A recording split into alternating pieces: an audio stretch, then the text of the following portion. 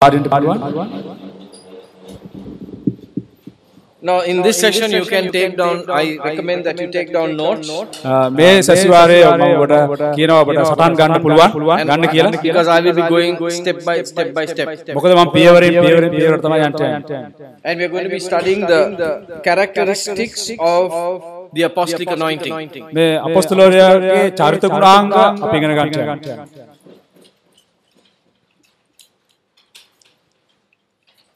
So, when you write this down, you can also teach it to others. ඔබ මේක ඔබ සටහන් කරගත්තම ඔබට තවත් කෙනෙකුට උගන්වන්න පුළුවන්. And you can also study it in great detail.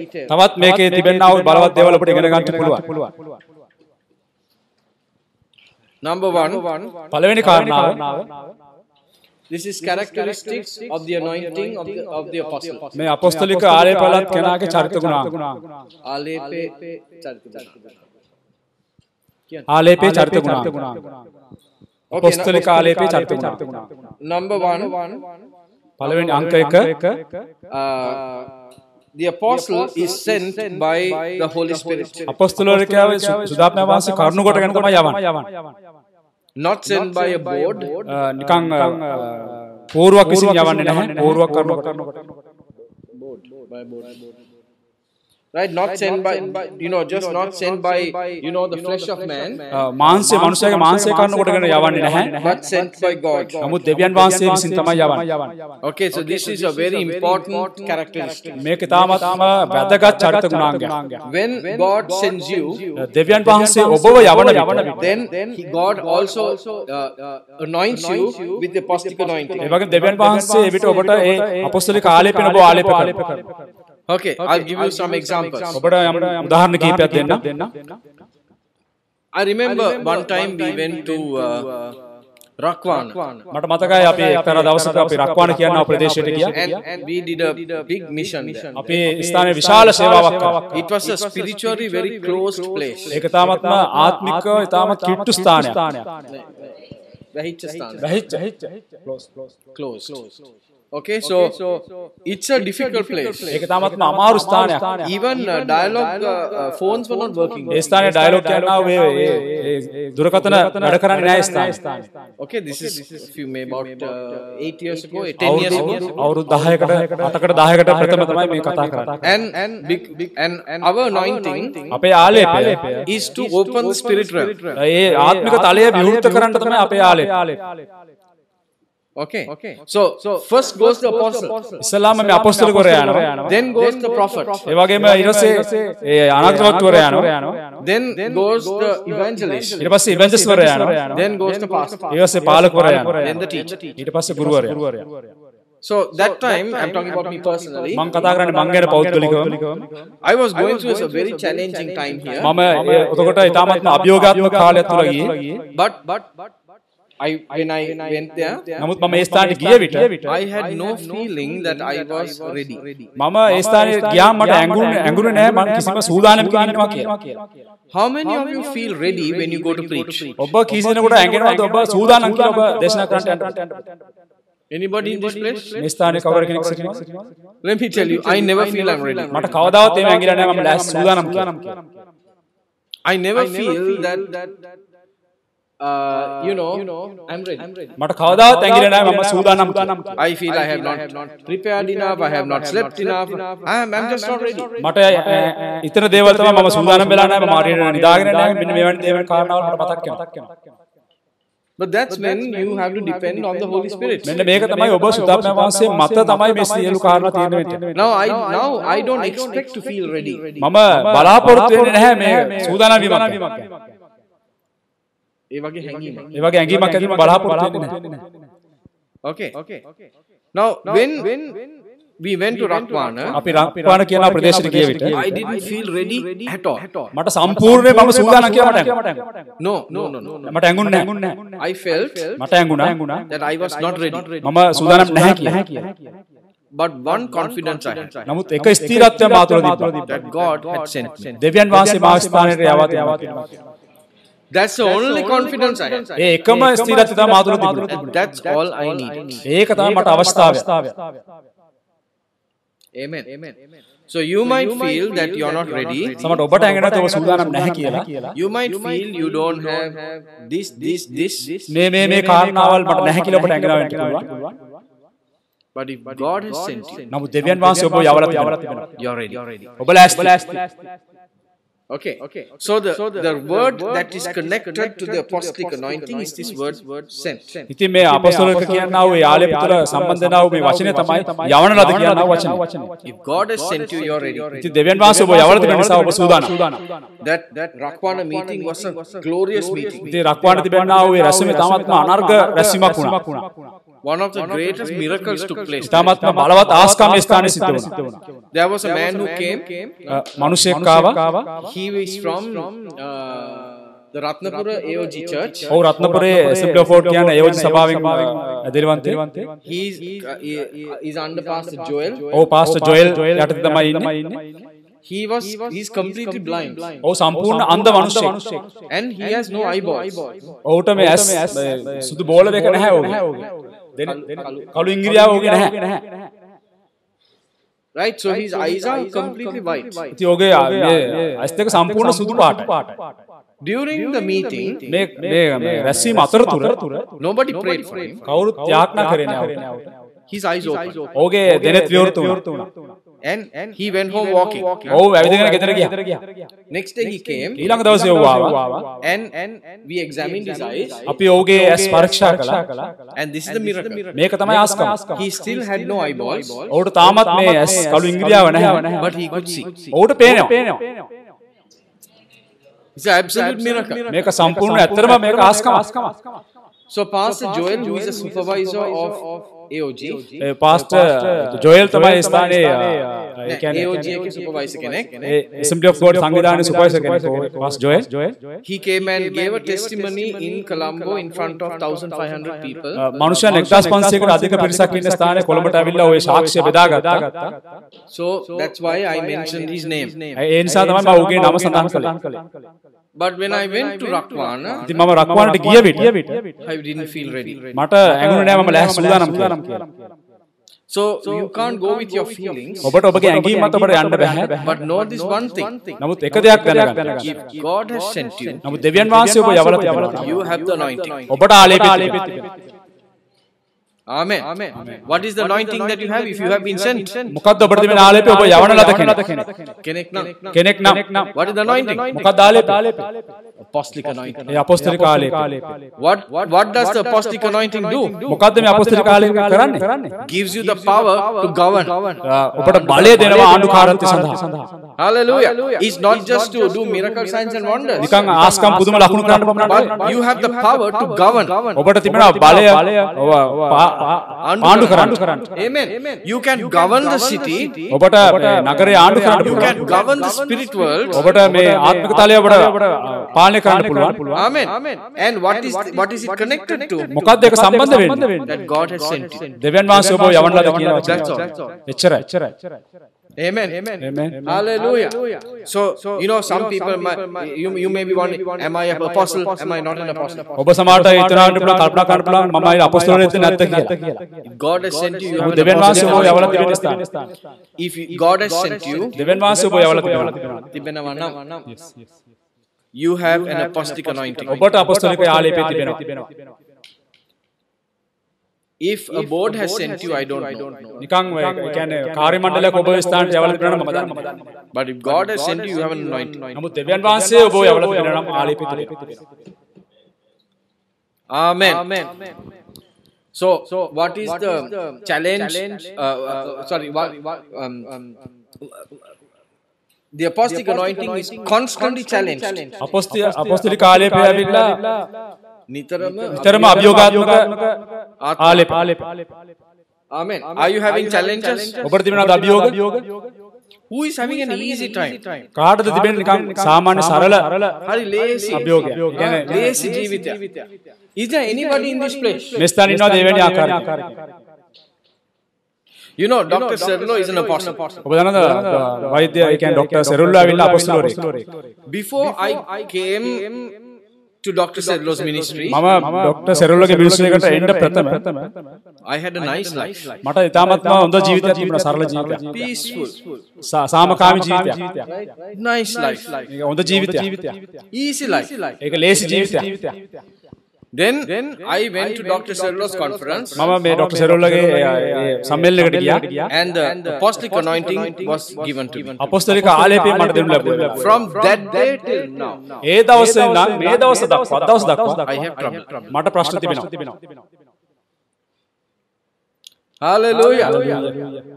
I remember I came back from Dr. Serlo's meeting. මට මතකයි ඒ සම්මේලනේ පස්සේ මම ආවා. You know, it was in India, then I came back. මම ඉන්දියාවට ගියා ඊට පස්සේ මම ආවා ශ්‍රී ලංකාවට. The first night පළවෙනි රාත්‍රියේ in Sri Lanka. ශ්‍රී ලංකාවේ I got up in the middle of the night. මම රාත්‍රී මධ්‍යම රාත්‍රියේ එකපාරට A නැගිට්ටා. demon was in my room. මගේ කාමරේ යක්ෂ ආත්මයක් තිබුණා. හිටියා. I had never experienced those things. මට මේ වගේ දේවල් අත්දැකලා නැහැ ඊට කලින්. Life was easy මගේ ජීවිතය තාමත් ලේසි. until this anointing came. මේ ආලේපය එනතුරු එනකම්. So if you have trouble in your life, ඉතින් ඔබගේ ජීවිතයේ අභියෝග නැත්නම් ප්‍රශ්න තිබෙනවා නම් trouble after trouble, challenge after challenge, අභියෝග ඒ වගේම ප්‍රශ්න පිට ප්‍රශ්න එනවා නම් you have an apostolic anointing. ඔබට අපොස්තලික ආලේපය තිබෙනවා. Amen. So you get used to it. Huh? ඉතින් ඔබ මේකට පුරුදු විය යුතුයි. Hallelujah. You get used to it. ඔබ මේකට පුරුදු විය යුතුයි. In the name of Jesus. යේසුස් වහන්සේගේ නාමයෙන්. And get into that battlefield ඒ යුද පිටියට ඔබ පිවිසෙන්න. and take victory. ඔබ ජයග්‍රහණය අත්පත් කරගන්න. Amen. Okay. Number 2. දෙවෙනි කාරණාව Second Corinthians 12:12. දෙක කොරින්ති 12:12 ඒක ලියා ගන්න. දෙක කොරින්ති 12:12. ක්‍රියා 4:33. ක්‍රියා 5:12. දෙක කොරින්ති 12:12 ඒ වගේම ක්‍රියා 4:33 ඒ වගේම ක්‍රියා 5:12 Just take down these scriptures. මේ පද ටික ලියා ගන්න. දෙක කොරින්ති 12:12 ක්‍රියා 4:33 ඒ වගේම ක්‍රියා 5:12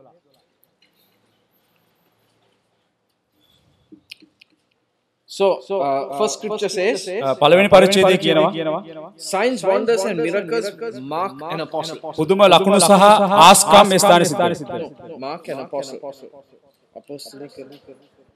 අපොස්තලික සේවය සලකුණු කරනවා. අපොස්තලික සේවය නිරතුරුවම සලකුණු කරනවා පුදුම සහ ලකුණු සහ ආස්කම්. Okay, so when the apostolic anointing is raised up, ඉතින් මේ අපොස්තලික ආලේපය හැමදේම නැගිටව සිටිනවා. Then miracle signs and wonders take place. ඊට පස්සේ ආස්කම් සහ පුදුම ලකුණු ස්ථානයේ සිද්ධ වෙනවා. So Acts 4:33 says, ඒ වගේම ක්‍රියා 4:33 කියනවා that great power came upon the apostles. ඒ බලවත් ඒ බලය අපොස්තලුන්ගේ ජීවිතය මත පැමිණියා. Great power. තමත්ම අනර්ග බලයක්. මහත් බලයක් ඒ ගෝලයන් පිටට ආව නැත්නම් අපොස්තලුන් පිටට. All believers have power. සියලුම ඇදලිවන්තයන්ට බලය තිබෙනවා. But when the apostolic anointing is raised, නමුත් මේ අපොස්තලික ආලේපය නැගිටින විට that great power comes. ඒ මහත් බලයෙන් Amen. So in your church and in your city, ඔබගේ සභාවේ ඔබගේ නගරේ you may have power. ඔබට බලය තියෙනවා වෙන්න පුළුවන්. But to bring conversion, නමුත් පරිවර්තනය ගෙනෙන්න you need great power. ඔබට මහත් බලයක් අවශ්‍යයි. Hallelujah. So when an apostle comes into your church, ඉතින් අපොස්තලවරයෙක් ඔබගේ සභාවට ආවිත great power comes. ඉතින් මහත් බලයක් එනවා. Great power. මහත් බලයක් එනවා. Hallelujah. Can we repeat this? අපිට මේක නැවත නැවත කියන්න පුළුවන් නේද වචන? මහත් බලයක්. මහත් බලයක්. This is what these are characteristic of the anointing. මේක තමයි ආලේපෙ තිබෙනා වූ ගුණාංගය. චරිත ලක්ෂණයක් කරේ චරිත ලක්ෂණයක් කරේ ගුණාංගය. මහත් බලයක්. මහත්. Number 3. තුන්වෙනි කාරණාව number 3 It penetrates the darkness. ඒක අන්ධකාරය පසාරු කරගෙන යනවා. තුන්වෙනි චරිත ලක්ෂණ. නම්බර් 3 ඒක අන්ධකාරය පසාරු කරගෙන යනවා. You cannot fulfill the Great Commission without penetrating the darkness. මේ අන්ධකාරය පසාරු කරගෙන යන්නේ නැතුව ඔබට බෑ මේ මහත් අන ඔබට සම්පූර්ණ කරන්න. මා ආඥාව. So Matthew 28 gives us the Great Commission. ඉතින් මේ මතේ 28 මහා ආඥාව අපට දීලා තිබෙනවා. How are you going to fulfill it? කොහොමද ඒක ඔබ සම්පූර්ණ කරන්නේ? With great power. ඒ මහත් බලය කරනකොට. And by penetrating the darkness. ඒ වගේම මේ අන්ධකාරය පසාරු කරගෙන. Acts 26, 17 and 18. ක්‍රියා 26 17 සහ 18 පද. මේක ලියාගන්න. ක්‍රියා 26 17යි 18යි.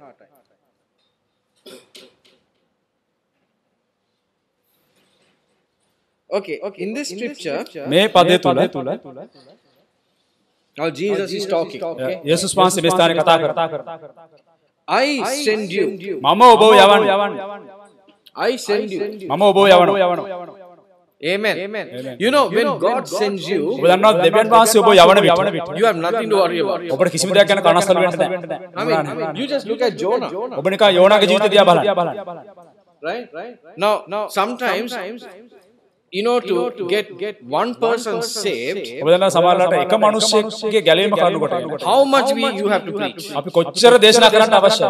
How much you have to pray. කොයිතරම් අපි දේශනා කරන්න අවශ්‍යයි. Now, God sent Jonah to Nineveh. නමුත් දෙවියන් වහන්සේ යෝනාට ගෝවා නිනිවේට යන්න. Jonah didn't want to go. නමුත් යෝනාට ඒ ස්ථානට යන්න අවස්ථාවක් තිබුණේ නැහැ. He ended up in the sea. ඔව් අවසානයේදී මුහුද මත කියලා නතර වුණා. Then he came back. ඔව් නැවත වාරයක් ආවා. Finally he goes to Nineveh. අවසානයේ ඔව් නිනිවේට ගියා. What was the message he gave to Nineveh? මොකද්ද ඔව් නිනිවේට දෙන්න තිබුණා වූ පණිවිඩය? Very simple. තාමත්ම සරලයි. If you don't change, you will die and go to hell. ඔබ වෙනස් වෙන්නේ නැත්නම් ඔබ මැරිලා ඔබ අපායට යන්න. What was the result? මොකද්ද ඒකේ ප්‍රතිඵලය? Whole of Nineveh changed. සම්පූර්ණ නිනිවේම වෙනස් වුණා. What happened? මොකද්ද සිද්ධ වුනේ? Power of the apostolic. ඒ අපොස්තලයන්ට තිබෙනා බලය. You think Jonah wanted to preach? ඔබ හිතුවා යෝනාට දේශනා කරන්න අවශ්‍යතාවය තිබුණා? No, he didn't want to preach. ඔහුට දේශනා කරන්න අවස්ථාවක් තිබුණේ නැහැ. He didn't like the people in Nineveh. ඔව් නිනිවේ ඉන්න මිනිස්සුන්ට ප්‍රිය කළේ.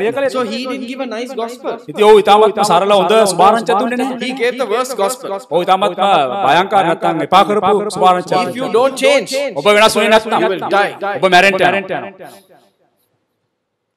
Now if you go and preach this, ඔබ ගිහිල්ලා මේ කාරණාව දේශනා කළොත් people will stone you. මනුෂ්‍යයන් ඔබට ගල් ගහන්න. But when Jonah preached, නමුත් යෝනා කතා කරනකොට what happened? මොකද්ද සිද්ධ වුනේ? Whole of Nineveh changed. සම්පූර්ණ නිනවේම වෙනස් වුණා. What is the key? මොකද්ද මේකේ තිබෙන ප්‍රධාන කාරණාව? God sent him. දෙවියන් වහන්සේ යවන ලද කියලා. God sent Jonah. දෙවියන් වහන්සේ යෝනා යවුවා. God sent Jonah. දෙවියන් වහන්සේ Jonah යවුවා. If God has sent you to your city, දෙවියන් වහන්සේ ඔබව ඔබගේ නගරයට යවා තිබෙනවා නම් you have power. ඔබට බලය තිබෙනවා. You have power. ඔබට බලය People in your city will listen to you. ඔබගේ නගරේ ඉන්නව මිනිස්සුන් ඔබට අහුම්කම් දෙන්න යනවා. So you must become bold. ඉතින් ඔබ නිර්භීත වෙන්න And අවශ්‍යයි. you have to preach the gospel. මේ සුභාරංචි ප්‍රකාශ කරන්න. Amen. Let me ask you a question. ඔබගේ මම ප්‍රශ්නයක් අහන්න. Where has God sent you? දෙවියන් වහන්සේ ඔබව කොහාටද යවලා තියෙන්නේ? Think about. ඒක ගැන හිතලා බලන්න. Tell me. කවුරුද කියන්නේ? පාස්ටර් කියන්නේ. දෙවියන් වහන්සේ කොහාටද යවලා තියෙන්නේ? නැත්නම් කා වෙනුවෙන්ද යවලා තියෙන්නේ? ඔව්. Tell me your area. ඔබගේ ප්‍රදේශය නැත්නම් ඔබගේ සීමාව කියන්නේ. Your ministry area. ඔබගේ සේවයේ සීමාවන් කියන්නේ. ප්‍රදේශය. කියන්න. brother ඔයාව කොහෙද කොහාටද දෙවියන් වහන්සේ යවලා තියෙන්නේ? Labukele. That means you have authority in Labukele. ඒ කියන්නේ ඔබට ලබුකැලේ ප්‍රදේශයකට ඔබට ආධිපත්‍යය තිබෙනවා. God has sent you to Labukele. මොකද දෙවියන් වහන්සේ ඔබව ලබුකැලේට යවලා තියෙනවා. So when you begin to speak in Labukele, things begin to happen. ඉතින් ඔබ ලබුකැලේට කියලා කතා කරන්න සිද්ධ යනකොට දේවල් සිද්ධ වෙන්න යනවා වෙනස් වෙන්න යනවා. Hallelujah. And what is the power you have? මොකක්ද ඔබට තිබෙනවා බලය? Power to penetrate the darkness. මේ අන්ධකාරය පසාරු කරන් යනවා බලය.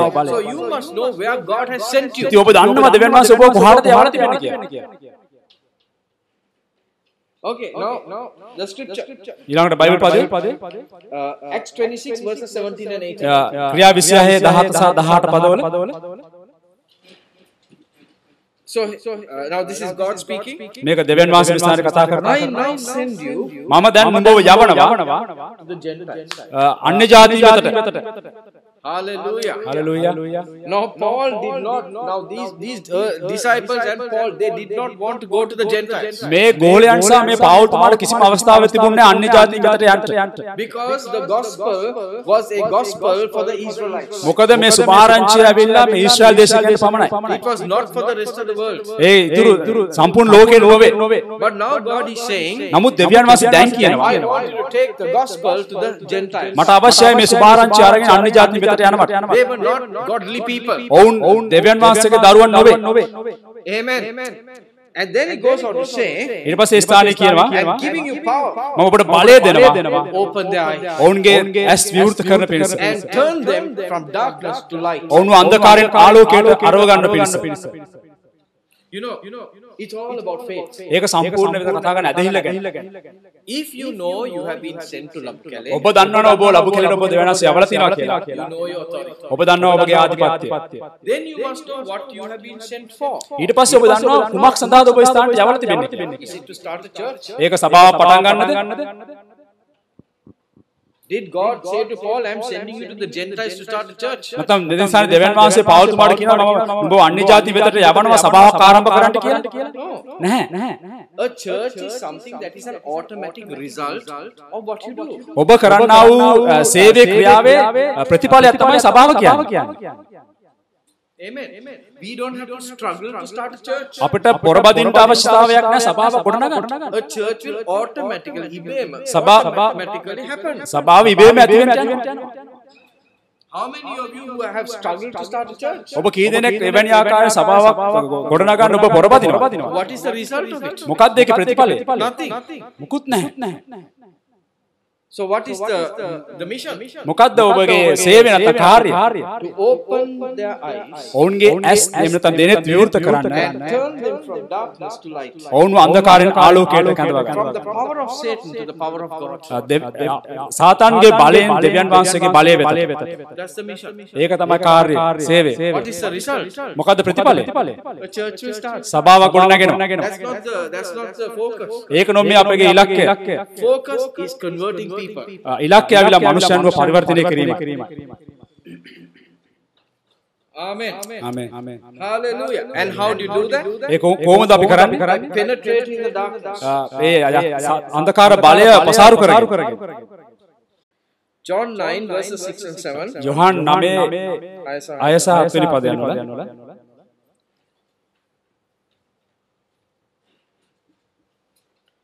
This talks about the pool of Siloam. දෙස්ථානේ කතා කරනවා සිවලොම් පොකුණ ගැන. And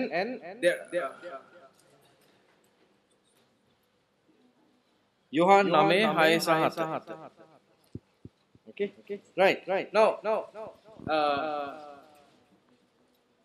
Now you look at this pool of Siloam like your city. මේ හරියට ඔබගේ නගරය මේ සිවලොම් පොකුණ විදිහට ඔබ දැක්කොත් I want you to imagine in your mind. ඔබ ඔබගේ මනසේ මේක මවා ගන්න. What did people say? මොකද්ද මිනිසයන් කියන්නේ? About Siloam? ඔබ දන්නවනේ සිවලොම් පොකුණ ගැන? They said God sends an angel දෙවියන් වහන්සේ දේව දූතයෙකු වෙනවා and stirs up the water. ඒ ජලය කලබන පිණිස. Again that word send. නැවතත් ඒ වචනේ ස්ථානයේ කියනවා යවන ලද කියනා වචනය. God sends an angel. දෙවියන් වහන්සේ දේව දූතයෙක් යවුවා. So when an apostle goes into the city, ඉතින් අපොස්තලවරයෙක් මේ නගරයට ඇතුළු විට he stirs up the city. ඔව් සම්පූර්ණ නගරයම කලබන්ට අවශ්‍යයි. In the realm of the spirit. ඒ ආත්මික තලයේ මත It happens automatically. ඒක ඉබේම සිද්ධ වෙනවා. That's his anointing. ඒක තමයි ආලේපය. When the waters are stirred, ඉතින් මේ ජලය කැළඹුණාම if a sick person gets into the water, මේ අසනීප මිනිසෙක් මේකට බැස්ස විට ඔහු සනීප වෙන්න සුව වෙන්න යනවා. Amen. So when the waters are stirred by the apostolic, මේ අපොස්තලවරයා විසින් මේ ජලය කලබන අවස්ථාවේ when unbelievers come, මේ අදහන් නැති අය මේ ස්ථානට ආවම their eyes open and they can say, ඔවුන්ගේ දෙනෙත් විවෘතලා ඔවුන් ගැලීම ලබන්න.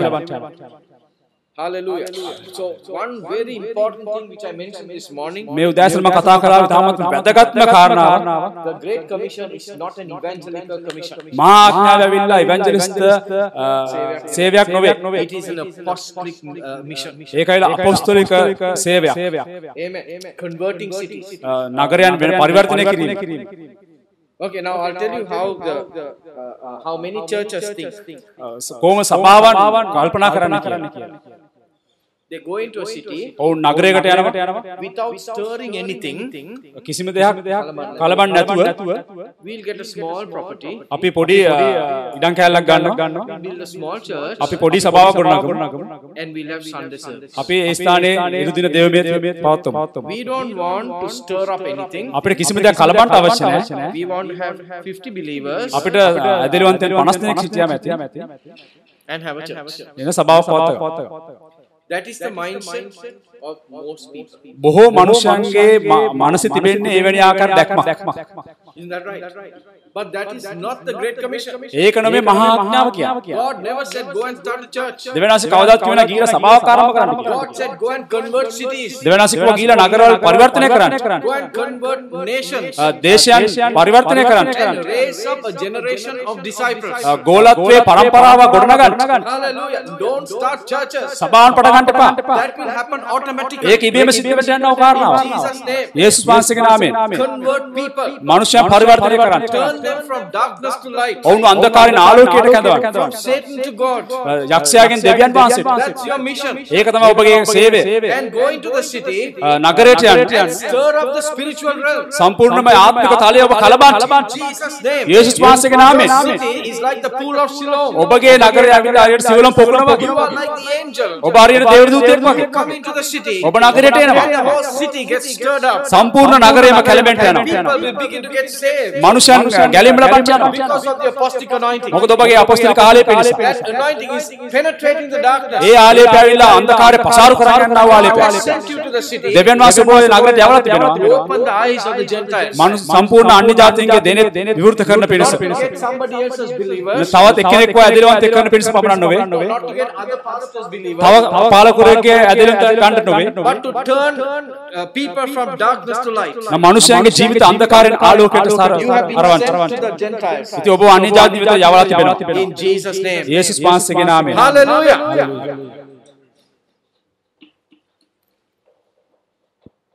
Acts 13:47. ක්‍රියා 13:47 වෙනි පදේ.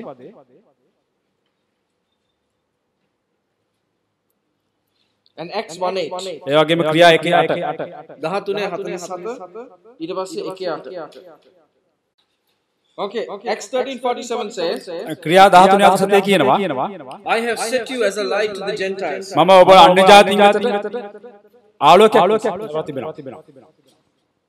I have sent you as a light ඔබ ආලෝකයක් වශයෙන් ඔබ යවා තිබෙනවා to the Gentiles. අන්‍ය ජාතීන් වෙතට. Hallelujah. That's what you are. ඒක තමයි ඔබ. That is what you are. ඒ නිසා ඒ වගේ තමයි ඔබ. You know, your skin color may be very, very dark, සමහරට ඔබගේ සමේ පහට අඳුරු වෙන්න පුළුවන්. but you are a light. නමුත් ඔබ ආලෝකයක්. Amen. Because inside of you there's a light. නමුත් ඔබගේ ඇතුළාන්තයේ ආලෝකය. That light is not for the church. ඒක ඇවිල්ලා සභාවට නොවේ. Because the church has enough of light. මොකද සභාවට ඕන තරම් ආලෝකයක් තිබෙනවා. You see, if somebody comes and says to me, ඔබ කියන්නේ කවුරු කෙනෙක් මාව වෙත ඇවිල්ලා කිව්වොත් පැවසුවොත් Brother, I want to put some more lights in this place. මට මේ ස්ථානෙට තවත් විදුලි බල්බ් ටිකක් අයි කරන්න ඕනේ කියලා. I will say no thank you. මම කිව්වා නෑ ස්තුතියි එපා. Because we don't even use all the lights. මොකද අපි මේ සම්පූර්ණ තිබෙන ලයිට් ඔක්කොම පාවිච්චි කරන්නවත් නැහැ. See, everybody wants to shine their light in the church. ඔව් හැමෝටම ආසයි වුන්ගේ ආලෝකය සභාව තුල දැල්වන්න වේදන්. God never set you as a light in the church. නමුත් දෙවියන් වහන්සේ ඔබව සභාව තුලට ආලෝකයක් ලැබුවේ නැහැ. He set you as a light to the Gentiles. දෙවියන් වහන්සේ ඔබව සභාව තිබෙන්නේ අන්‍ය ජාතීන්ට ආලෝකයක් වෙන පිණිස. Hallelujah. So your light, you must shine outside. ඒ නිසා ඔබගේ ආලෝකය එළිය විහිදෙන්න අවශ්‍ය අන්‍ය So ජාතීන්ට. if somebody wants to fix lights here, I will tell them. කාටර කෙනෙකුට මේ ස්ථානේ ලයිට් ඔහුට ස්ථාපිත කරන්න අවශ්‍ය නම් මම උඩ කියනවා. I will say, you know, I know some houses that don't have lights. මම දන්න සමහර නිවෙස් තිබෙනවා ඔවුන්ට මේ විදුලි බල්බ නැහැ. You go there and fix the light. ඔබ ඒ ස්ථානයේ කියලා ඒ ස්ථානයේ සවි කරන්න. We don't need any more lights. අපිට තවත් මේ ස්ථාන විදුලි බල්බ අවශ්‍යයි. The church does not need any more lights. සභාවට තවත් විදුලි බල්බ ආලෝකය අවශ්‍ය God නැහැ. has said in this scripture, දෙවියන් වහන්සේ මේ පදේ සඳහන් I කරනවා. have set you as a light in the darkness. ඔබ මේ අන්ධකාරයට ආලෝකයක් කරන පිස ඔබ තබා තිබෙනවා. I have sent you out among the Gentiles. ඔබ සම්පූර්ණයෙන්ම අන්‍ය ජාති වෙත ඔබ යවා තිබෙනවා. That is where you must shine. ඒ ස්ථානයේ තමයි ඔබ වීදෙන්ට අවශ්‍යයි. Hallelujah. And in Acts 1:8 it says, ඒ වගේම ක්‍රියා 1:8 කියනවා. you will be my witnesses. ඔබ මාගේ සාක්ෂිකාරයන් වෙන්න යනවා. Amen. You will be my witnesses. ඔබ මාගේ සාක්ෂිකාරයන් වෙන්න Can you යනවා. tell me what it means to be a witness? ඔබට කියන්න පුළුවන්ද මේකේ තේරුම මොකක්ද කියලා? සාක්ෂිකාරය කියනවා තේරුම. Can anybody just tell me? ඔබ කාටද කෙනෙකුට කියන්න පුළුවන්ද? Now these are the basic commandments of Jesus to all of us. මේක තමයි යේසුස් ක්‍රිස්තුස් වහන්සේගේ තාමත්ම සරල මූලික දේවල්. I can't find any scripture in the Bible where he says to build a church. මට මේ මුළු බයිබල් පුරාණම කොයි ස්ථානයකවත් මුණ ගැහෙන්නේ නැහැ සභාවක් ගොඩනගා ගන්න කියලා උන්වහන්සේ කියනවා. God said, I will build my own church. ස්වාමීන් වහන්සේ කියනවා මම මාගේ සභාව ගොඩනගනවා. I don't need you for that. ඔබ මට ඒකට අවශ්‍යතාවයක් නැහැ. Amen. Did he say build my church? උන්වහන්සේ කිව්වද මගේ සභාව ගොඩනගා He said, no, I will build my church. උන්වහන්සේ කිව්වා මම මාගේ සභාව ගොඩනගනවා. So don't worry about building a church. ඒ නිසා සභාවක් ගොඩනැගීම ගැන ඔබ කනස්සලු වෙන්න එපා. Do what God has told you to do. දෙවියන් වහන්සේ ඔබට කරන්න කියලා තියෙන දේ කරන්න. Be a light in the darkness. අන්ධකාරයට ඔබ ආලෝකයක් වෙන්න. Turn Gentiles to Christ. අන්‍ය ජාතීන් ක්‍රිස්තුස් වහන්සේ වෙතට අරවන්න. Amen. God never said have church on Sundays. දෙවියන් වහන්සේ කිසිම දවසක කිව්වේ නැහැ ඊට දවසක සභාව තියන්න කියලා. The early church met every day of the week. මුල් සභාව සතියේ හැම දවසකම රැස් වුණා කියලා තියෙනවා. Hallelujah. A church should be open all the time. සභාව හැම වෙලාවෙම විවෘතව තිබෙන්න අවශ්‍ය සභාව කියන කාරණා. Hallelujah. Do you know what time most people commit suicide? ඔබ දන්නවද බොහෝ මේ කියන්නේ ජීවිතය ආනි කරගන්න පැමිණෙන මනුෂ්‍යයන් මොන වගේද කියලා? සියදිවියන්. Do you know what time of day? ඔබ දන්නවද මොන වගේ දවසකද කියලා? දවසේ මොන වෙලාවෙ? They commit suicide in the night. ඔවුන් බොහෝ වෙලාවට රාත්‍රියේ තමයි ජීවිතය ආනි කරගන්නේ. Because they have no one to call. මොකද ඔවුන්ට කතා කරන්න කවුරුත් නැහැ. They have nowhere to go. ඔවුන්ට යන්න ස්ථානයක් නැහැ. When Satan comes to them, යක්ෂයා ඔවුන් වෙතට ආවම they have no one to nowhere to run. ඔවුන්ට යන්න ස්ථානයක් නැහැ. Because every church is closed. මොකද හැම සභාවකම වහලා. Every pastor is sleeping. හැම පාලකවරයෙක්ම නිදි. Isn't that right? Around the world, ලෝකේ පුරාට people don't commit suicide during the day. මනුෂ්‍යයන් මේ දවල් කාලයේදී ඔවුන්ගේ ජීවිතය ආනි කරගන්නේ. They commit suicide in the night. ඔවුන් රාත්‍රියේ තමයි ජීවිත ආනි When the කරගන්නේ. servants of God are asleep. මොකද දෙවියන් වහන්සේගේ සේවකයෝ නිදි. Okay, take down Isaiah 25 verse 7. යසායා 25 වෙනි පරිච්ඡේදයේ 7 වෙනි පදේ.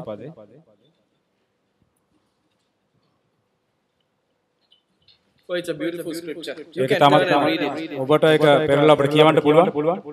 යසායා 25 වෙනි පරිච්ඡේදයේ 7 වෙනි පදේ.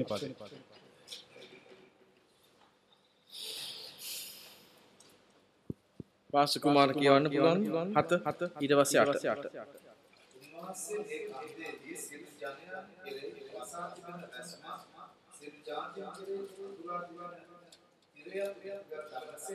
I tell you, everybody open your Bibles and just let's read this. ඔබ හැමෝම ඔබගේ බයිබලය විවෘත කරලා මේ පදේ කියවන්න. Now this is the Old Testament. මේක ඇවිල්ලා පරණ කිව්ස්මේ පදේ. Isaiah 25 verse 7. යසායා 25 7 වෙනි පදේ. කියවන්න pastor Kumara.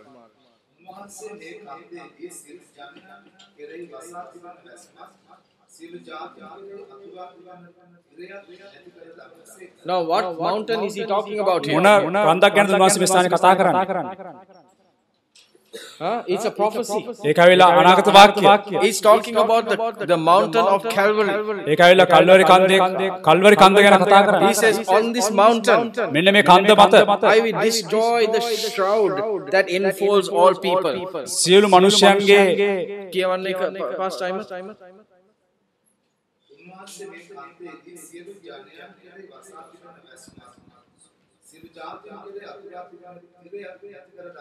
Hallelujah.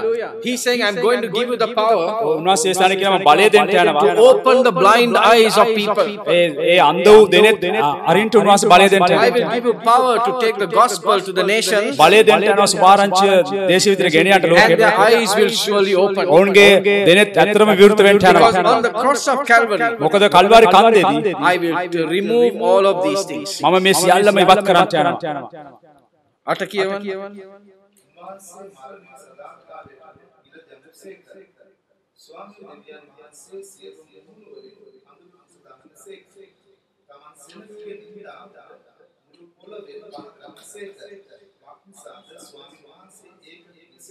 Hallelujah. This is Calvary's cross. මේක තමයි Kalvari කුරුසේ. He said, I will wipe away tears. මම සියලු කඳුළු පිසදාමන්ට යනවා. I will remove the disgrace and the shame from people. මේ මනුස්සයන්ගේ තිබෙන ලැජ්ජාව සහ අපහාසයන් ඉවත් කරන්නට යනවා. From all the earth. මේ මුළු පොළොව පුරාම. It's not only for Israel, ඒ ඊශ්‍රායල් වලට පමණක් but from නෙවෙයි. all the earth. සම්පූර්ණ මුළු පොළොව සීමාවට. Thus says the Lord. දෙවියන් වහන්සේ කියනවා. Hallelujah. It's a prophecy. ඒක අනාගත වාක්‍යයක්. Now we have to take this prophecy. මේ අනාගත වාක්‍ය අපි ගත We got to යුතුයි. believe it. අපි ඒක විශ්වාස And කළ we have to යුතුයි. go into the darkness අපි අරගෙන අන්ධකාරය වෙත යන්න අවශ්‍යයි. and become the light that God wants us to be. දෙවියන් වහන්සේට අවශ්‍ය ආලෝකයේ ස්ථානය වෙන පිණිස. In Jesus' name. යේසුස් වහන්සේගේ නාමයෙන්. Amen. Okay. Next characteristic. ඊළඟ චරිත ගුණාංග. You know, if you focus on building your church, ඔබ ඔබගේ සභාව ගොඩනැගීමේ මත ඉලක්කය තබා සිටියොත් you will be limited to that place. ඔබ ඒ ස්ථානයට සීමා වෙන්න යනවා. Amen. But if your focus is to turn people from darkness to light, නමුත් ඔබගේ ඉලක්කය මනුෂ්‍යයන්ව අන්ධකාරයෙන් ආලෝකයට අරවා ගැනීම. God can send you anywhere. දෙවියන් වහන්සේ ඔබ ඕන තැනකට යවන්න පුළුවන්. Hallelujah. You see, I'm not a pastor. මම පාලකවරයෙක් නෙවෙයි. But when I talk to any pastor, නමුත් පාලකවරයෙකුට මම කතා කරන විට and I say, Pastor, can I pray for you? මම කියන පාලකතුමා මට යාඥා කරන්න The පුළුවන්. number one prayer is, පළවෙනි යාඥාව I want a big building. මට අවශ්‍ය විශාල ගොඩනැගිල්ල. That's the number one need. ඒක තමයි ඔවුන්ගේ පළවෙනි ඉල්ලීම යාඥාව. Okay. How big do you want your building to be? ඔබට How big do you want it to be? ඔබට කොයිතරම් විශාල එකක් වෙන්න අවශ්‍යද? Tell me. කියන්න. Pastor, මොන වගේ building එකක්ද pastor towers? 500ක් කියලා ගන්න. 1000ක් කියන්න. Okay. So he wants a church of 1000. ඔහුට ඕනේ 1000ක් ඉන්න සභාවක්.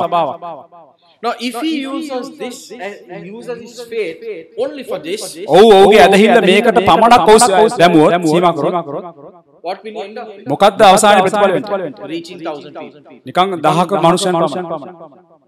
He will reach only 1000. ඔහු 1000ක පමණක් තමයි ස්පර්ශ කරන්න යන්නේ. Amen. But if he decides, නමුත් ඔහු තීරණය කළොත් I want to reach 100,000 people. මට මනුෂ්‍යයන් ලක්ෂයක් මුණ ගැහෙන්න අවශ්‍යයි කියලා. I want to turn them from darkness to ඔවුන්ව light. අන්ධකාරයෙන් ආලෝකයට අරවන්න අවශ්‍යයි කියලා. Anywhere in this world. මේ ලෝකේ කොහේ සිටියත් God will take him to Jaffna. දෙවියන් වහන්සේ ඔව යාපනයට අරන් යන්න. God will take him to Manna. දෙවියන් වහන්සේ ඔව මන්නාරමට අරන් යන්න. God will take him to Gaul. දෙවියන් වහන්සේ ඔව ගාලට අරන් යන්න. God will take him to the Middle East. දෙවියන් වහන්සේ ඔව අතපැත්තකට අරන් යන්න. God will take him to Italy. දෙවියන් වහන්සේ ඉතාලියට ඔව ගෙනියන්න යනවා. Because that's his faith. මොකද ඒක ඔහුගේ හැදෙහිල්ල. God use me. දෙවියන් වහන්සේ මාව පාවිච්චි කරන්නේ 100,000 people to Christ. ලක්ෂ ගණන් මනුෂ්‍යයන්ව දෙවියන් වහන්සේ වෙතට ගෙනෙන්න පිණිස. Amen. And when a whole crowd of people are gathered, මේ සියලු මනුෂ්‍යයන් එකට එකතු වුණාම when a big crowd gathers, ලොකු සෙනඟක් එකට එකතු වුණාම church will happen. සභාව ඇති වෙන්න යනවා. Amen. God will build his church. දෙවියන් වහන්සේ උනා සභාව ගොඩනගන්න. Suddenly a building will come. එකපාරටම සභාවක් එන්න යනවා. Not in one place. එක ස්ථානයක නෙවෙයි. Different places. වෙනස් ස්ථානයන් වල. I want you this morning to refocus. මට අවශ්‍ය නැවත වාරයක් ඔබ මේ දී අවධානය යොමු කරනවා. Focus should be the commandment of God. දෙවියන් වහන්සේගේ අණ තමයි මහාන තමයි ඔබගේ අවධානය විය යුත්තේ. Not just to build one little church. නිකම්ම පොඩි සභාවක් ගොඩනගීම පමණක් නෙවෙයි. Not to turn people from darkness to light. මනුෂ්‍යයන්ව අන්ධකාරයෙන් ආලෝකයට Amen. Hallelujah. I tell you, if I can share this message with every pastor in our nation, මට පුළුවන් නම් මේ පණිවිඩය මේ අපේ දේශයේ ඉන්න සියලු පාලකවරුන් සමග බෙදා ගන්න. I tell you, our nation will be changed. අපේ සභාව අපේ දේශය වෙනස් වෙන්න යනවා. Because most people මොකද බොහෝ මිනිසයන් are focused on property. ඔවුන්ගේ ඉලක්කය තිබෙන්නේ මේ දේපල කෙරෙහි පමණක්. ඉඩම් පමණක්. That's what they're focused on. ඒක තමයි ඔවුන්ගේ ඉලක්කය. And if a pastor has built a church for 3,000 පාලකවරයෙක් 3000ක් ඉන්න සභාවක් ගොඩනැගුවා or 5,000, එහෙම නැත්නම් 5000ක් ඉන්න සභාව they are tired ඔවුන් වෙහෙසටපත් වෙනවා because their faith is all finished. මොකද ඔවුන්ගේ ඇදහිලි දැන්නමත් ඉවරයි So they can go to heaven and say, එතකොට ඔවුන්ට ස්වර්ගයට ගිහලා කියන්න පුළුවන් I built a building for 5,000. මම 5000ක ගොඩනැගිල්ලක් ඉදි කරා The Chinese president will go and say චීන රටේ ඉන්න ඔය ජනාධිපතිතුමා ගිහලා කියයි to God, දෙවියන් වහන්සේට I built the BMICH. මම BMICH එක ගොඩනැගුවා What's the difference? මොකද්ද වෙනස The Chinese president who built the BMICH. චීන ජනාධිපතිතුමා ඒක ගොඩනැගුවේ Nelum Pocono was built by the Chinese. නෙළුම් පොකුණ කියනවා ඒ ස්ථානෙත් ඉදි කෙරුවේ චීන මිනිස්සු Hallelujah. So there's no difference. ඉතින් මේකේ වෙනසක් නැහැ What are you going to say to God? ඔබ මොකද්ද වෙනස කියන්නේ I fulfilled the mission. ඔබ මේ කාර්ය සේවය සම්පූර්ණ කරනවද No, I fulfilled the mission. ඔබ සම්පූර්ණ කරනවද sorry මම සම්පූර්ණ කරනවද මම සම්පූර්ණ කරා Go to God and say, ඔබ දෙවියන් වහන්සේ වෙතට කියලා කියනවා I fulfilled the mission. මම මේ සම්පූර්ණ කරා සේවය I turned people from darkness to light. මම මනුෂ්‍යයන්ව අන්ධකාරයෙන් ආලෝකයට ඇරවුවා Amen. Did the early disciples have churches? කලින් මුල් සභාවේ ගෝලයන්ට සභාවන් තිබුණාද නැහැ They met from house to house. ඔවුන් මුණ ගැසුනේ නිවසෙන් What happened when they met in house to house? ඔවුන් නිවස වල රැස් වෙන මොකක්ද සිද්ධ වුනේ Great power came. මහත් බලයක් ඒ ස්ථානයේ ආවා They penetrated the darkness. ඔවුන් අන්ධකාරය පසාරු කරන් ගියා Witch doctors came to Christ. ඒ වගේ අර ඌණියන් කොඩි වෙන කරන්නා වූ අය යේසුස් ක්‍රිස්තුස් වහන්සේ වෙතට ආවා Hallelujah. And churches just happened. සභාවන් ඉබේම ඇති වුණා Amen. I think somewhere we have got all this wrong. මම හිතන්නේ කොයි හරි ස්ථානයක අපි මේ හැම දෙයක්ම වැරදිට වටහා ගන්නවා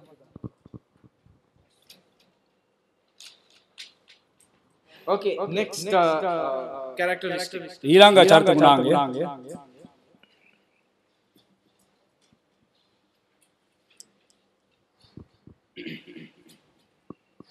This anointing brings revelation. මේ ආලේපය එළිදරව් වීම ගෙනෙනවා The anointing of the apostle brings revelation. මෙම ආලේපය අපොස්තලික මේ ආලේපය එළිදරව් ගෙනෙනවා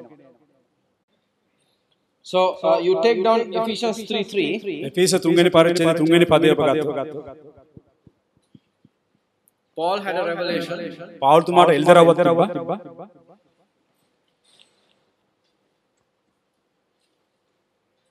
You know, I just I want you to know that the apostolic anointing has a strong leadership ability. ඔබ දන්නවද මේ අපොස්තලික ආලේපය ඇවිල්ලා තාමත්ම ශක්තිමත් නායකත්වයේ හැකියාව. It brings strong leadership ability. ඒක ඒ ආලේපය ඔබට දෙනවා නායකත්වයේ හැකියාවක් දෙනවා. When you read the Old Testament, ඔබ පරණ කිවිසුම කියවුවා. what was Moses? මෝසස් මොකද්ද? He was nothing. ඔව් නිකම්ම මිනිස්සෙක්. Right? He was nothing. He was nothing. ඔව් නිකම්ම මිනිස්සෙක්. But God used him to lead 3 million people. නමුත් දෙවියන් වහන්සේ ව පාවිච්චි කරා මිනිසයන් මිලියන 3කට මඟ පෙන්වන්න. Look at David. දාවිද් දෙස බලන්න. Nothing. ඔව් නිකම්ම මිනිස්සෙක්. But God used him as a great leader. නමුත් ඔව් දෙවියන් වහන්සේ අනාර්ග නායකයෙක් බලවත් නායකයෙක් ලෙස පාවිච්චි කරා. Amen. How about you?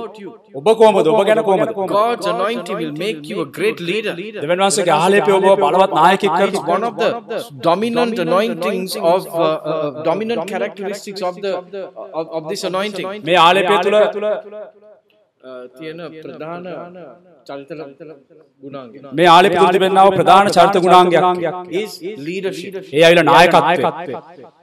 Okay, now there are people who They are born leaders. සමහර අය උපතින්ම නායකයෝ. So many years ago when I in the church I went to මීට බොහෝ වසරකට පෙර මම ගියා වූ සභාව 15-20 years ago. අවුරුදු 20-25කට ඉහළ. There was one chap who got saved. එක්කෙනෙක් ගැලීම ලැබුවා. And he was a born leader. ඔවයිල උපතින්ම නායකයෙක්. He went and told the pastor, ඔහු ගිහලා පාලකවරයාට කිව්වා I will be the leader of the youth team. මම ඇවිල්ලා තරුණ සමිතියේ නායකයා. නායකයා වෙන්න කැමති. He had no Christian character. ඔහුට කිතුණු චරිත ගුණාංගයක් තිබුණේ නැහැ. God never called him as a leader. දෙවෙනි කිසිම දවසක ඔහු කැඳවලා නැහැ නායකයෙක් විදියට. But he took the leadership. නමුත් ඔහු නායකත්වය ගත්තා. The end result, නමුත් ඒකේ අවසන් ප්‍රතිඵලය the church broke into. දෙවෙනි සභාව දෙකට කැඩුණා. God never called. He did not have that apostolic anointing. ඔහුට අපොස්තලික ආලේපය තිබුණේ නැහැ. But when the apostolic anointing is upon you, අපොස්තලික ආලේපය ඔබ මත තිබෙන විට people will start following you. මනුෂ්‍යයන් ඔබ අනුගමනය කරන්න පටන් ගන්නවා. Amen. You don't like that boy, you don't need to ask for a position. ඔබ ඒ ළමයා වගේ තත්වයක් එන්න නැත්නම් ඔබගේ ස්ථානය ඉල්ලන්න අවශ්‍ය නැහැ. It will happen automatically. ඒක ඉබේම සිද්ධ වෙනවා.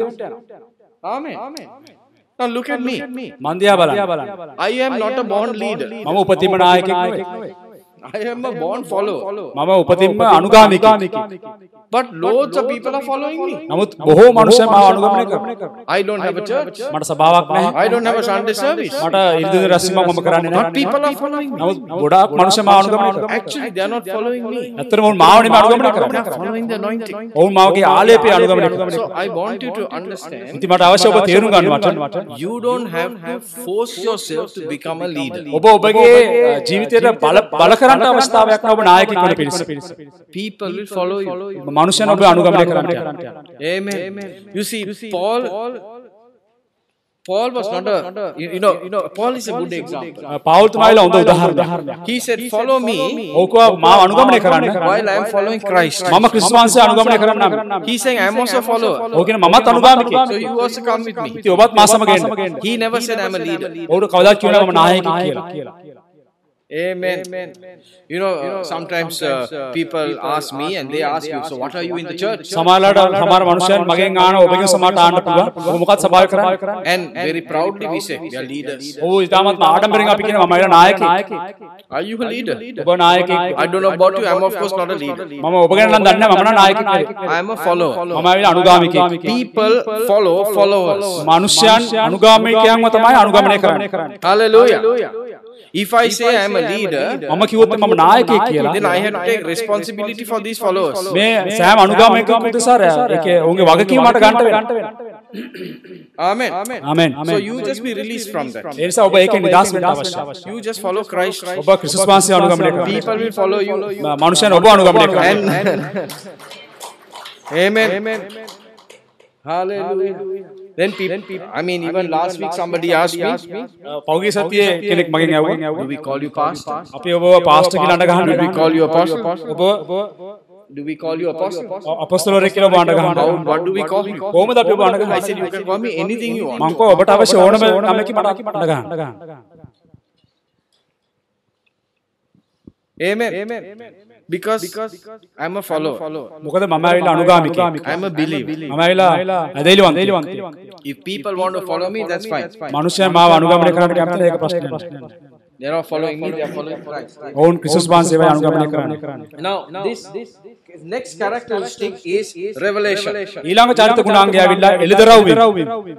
So Ephesians 3:3 says, එපිස 3:3 කියනවා by revelation එළිදරව් වීම කරුණු කොට God made known to me the mystery of the gospel. සුභාරංචිය තුළ තිබෙන ආ රහස්‍ය දේවල් දෙවියන්වහන්සේ මට එළිදරව් කරා. Hallelujah. Hallelujah. So people will ask us, මනුෂ්‍යයන් ඔබගෙන් ප්‍රශ්න කරයි, which Bible school do you go to? You all have so much revelation. කොයි බයිබල් විද්‍යාලයක ඔබ ඉගෙන ගත්තේ? ඔබ තුල බොහෝ එළිදරව් වීම තිබෙනවා. This is the anointing of the apostle. මේක තමයි අපොස්තලවරයාගේ ආලේපය. Where did the apostles get the revelation? අපොස්තලයන්ට කොයින්ද මේ එළිදරව්වීම ලැබුණේ? The early apostles, where did they get the revelation? මුල් සභාවේ ඉන්න අපොස්තලයන් කොයින්ද මේ එළිදරව්වීම ලැබුණේ? Which Bible school? කොයි Bible විද්‍යාලයද? I tell you, if there was a Bible school that they went to, ඒ කාලේ උන් ගියා වූ බයිබල් විද්‍යාලේ මම කියන්න ඔබට. if they went to a Bible school, ඔවුන් බයිබල් විද්‍යාලයට ගියා නම් we'll all want to go to that same Bible අපි school. හැමෝටම මේ බයිබල් විද්‍යාලයට යන්න අවස්ථාවක් තියෙනවා. But the Bible says they never went to Bible school. බයිබලේ කියනවා උන් කිසිම දවසක බයිබල් විද්‍යාලයට ගිහලා නැහැ. They didn't even have a Bible. ඔවුන්ට බයිබලයක්වත් තිබුණේ They නැහැ. only had the Torah. ඔවුන්ට නිකම් අර පොත්කොළ පමණයි තිබුණේ. Hallelujah. They didn't have the New Testament. ඔවුන්ට අලුත් කිසිම තිබිලා නැහැ. They didn't have the Gospels. ඔවුන්ට සුභාරංචි තිබිලා නැහැ. But they lived by revelation. ඔවුන් ජීවත් වුණේ එළිදරව්වීම කාරණා. So if we can read the New Testament and get a revelation, that's not a big thing. අපි අලුත් කිසිම කියවලා ඒක එළිදරව්වක් ලබා ගන්න එක විශාල දෙයක්. But when you compare the early disciples, අපි මුල් ගෝලයන්ට සම්බන්ධ කරලා බලුවා. revelation was flowing through them. එළිදරව්වීම ඔවුන් තුලින් ගලා යන්න පටන් ගත්තා. Amen. Now, let me also, I'll just digress for a moment. ඔබ මම වෙනතකට යොමු කරන්නම් මොහොතකට. In 3:10, Ephesians 3:10. එපිස 3:10 වෙනි පදේ. 3:10 කියවන pass Kumara.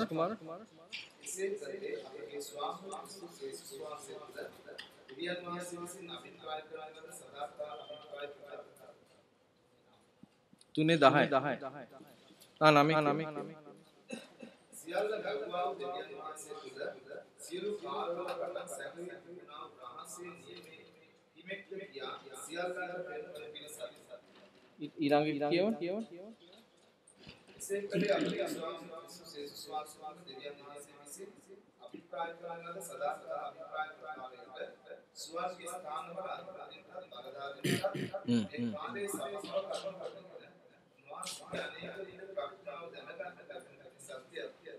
Okay. Now that sounds like Greek.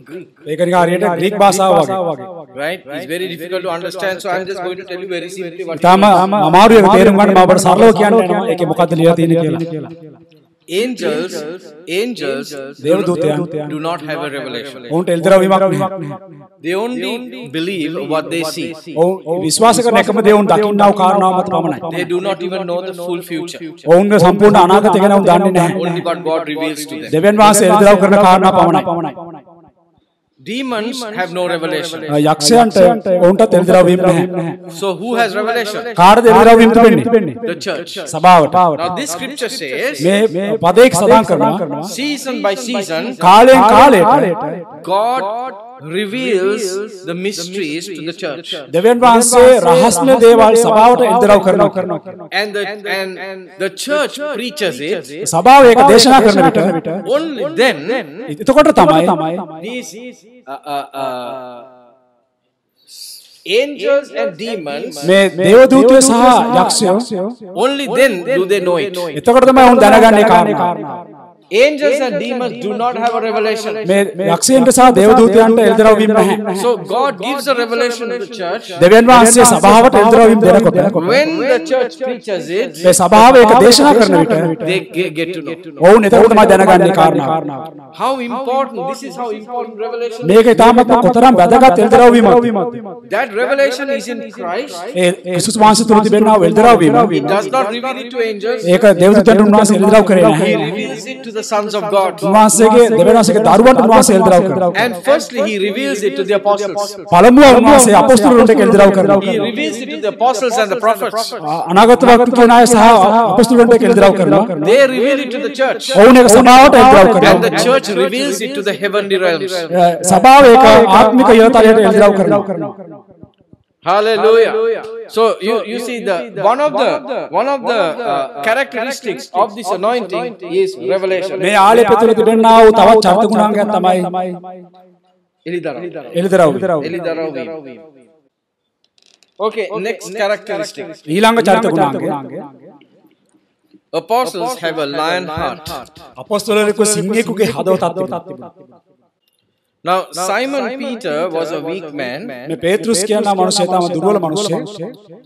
And he denied Jesus 3 times. යේසුස් ක්‍රිස්තුස් වහන්සේ තුන් පාරක් අඳුරන්නේ නැහැ කියලා ප්‍රතික්ෂේප කරා. He ran from the cross.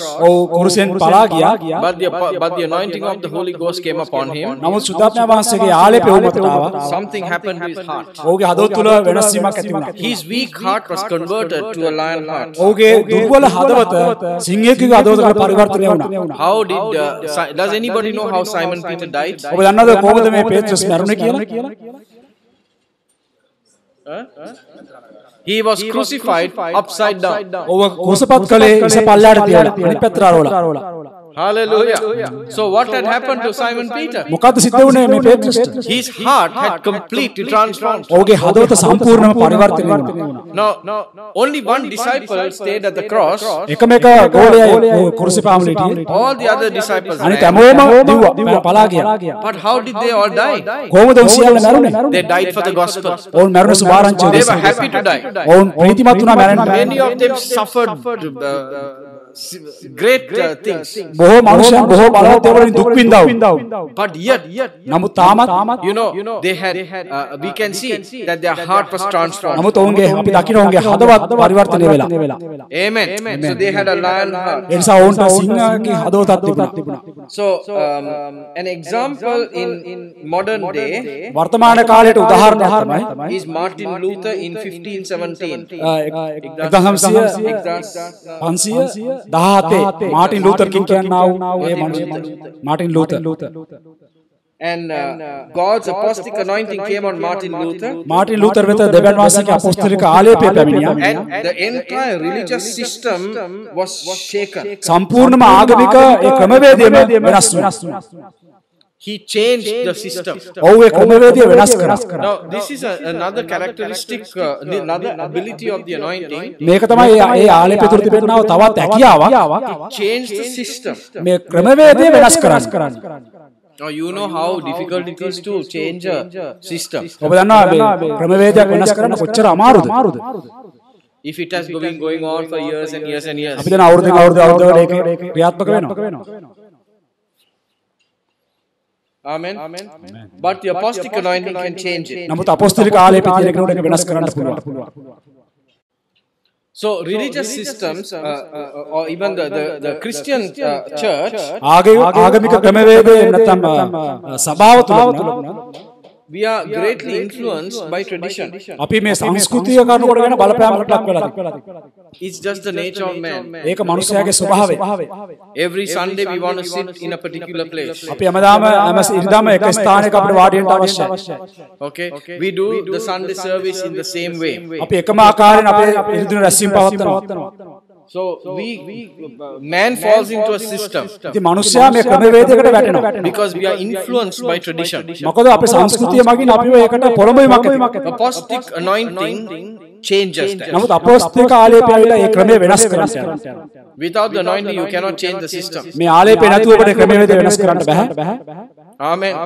You try changing something in your church. ඔබ සමහර ඔබගේ සභාවේ සමහර දේවල් වෙනස් කරන්න උත්සාහ කරයි. Half your congregation will leave. ඔබගේ සභාවෙන් භාගයක් ඔබ අතහැරලා යන්න. Because they just want tradition. මොකද ඔවුන්ට අවශ්‍යම සංස්කෘතිය. You change the chairs and put the chairs in a different place and the stage on a different place. Half of the people. ඔබ වේදිකාව ඒ වගේ පුටුව දේවල් වෙනස් කරාම ඒ දේවල් වෙනස් කරොත් next week half the people are not going to come. ඊළඟ සතියේ භාගයක් මෙන්ට යන්නේ නැහැ සභාව. Because we are greatly influenced by tradition. මොකද අපිට ඊටමත් තදින්ම මේ සංස්කෘතියට අපිව බලපෑම් ලක් වෙලා තිබෙනවා. But the anointing of the apostle is able to change the system. නමුත් මේ අපොස්තලික ආලේපයට හැකියාව තිබෙනවා මේ ක්‍රමවේදය වෙනස් කරන්න. Amen. Okay, the next characteristic. ඊළඟ චරිත ගුණාංගය you are a defender of the faith. ඔබ ඇදහිල්ල මත යැපෙන කෙනෙක්. No. ඔබ ඇදහිල්ල ආරක්ෂා කරන කෙනෙක්.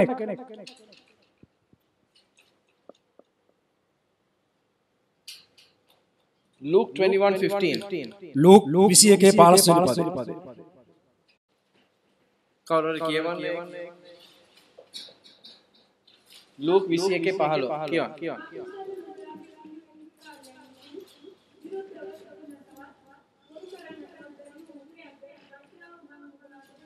අයිමත් කියවන්න සිස්ටර්.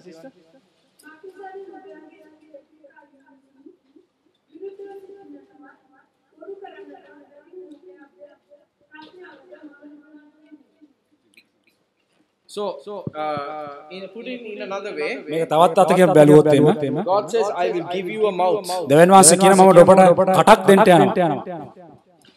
and a wisdom ඒ වගේම ප්‍රඥාව that nobody will be able to stand against. කිසිවෙකුට ඔබට විරුද්ධව හිට ගන්න බැරි වෙනවා. Hallelujah. හලෙලූයා. Once again, නැවත වාරයක්. He said, I'll give you a mouth and wisdom. මම ඔබට කටක් සහ ඒ වගේම ප්‍රඥාව දෙන්න යනවා. Nobody will be able to stand against. කිසිම කෙනෙකුට ඔබට විරුද්ධව සිට ගන්න බැරි වෙනවා. Amen. Isn't that wonderful? ඒක ඊටමත්ම අලංකාරයි. Those of you who are afraid to talk, ඔබ කතා කරන්න බය අය. by now, this is a good scripture. මේක ඊටමත්ම හොඳ පදයක්. Hallelujah. Take down this other scripture, Titus chapter 1 verses 10 and 11. ඒ වගේම තීතස් පොතේ පළවෙනි පරිච්ඡේදයේ 10 වෙනි පදේ සහ 11 වෙනි පදේ. තීතස් පළවෙනි පරිච්ඡේදයේ 10 සහ 11.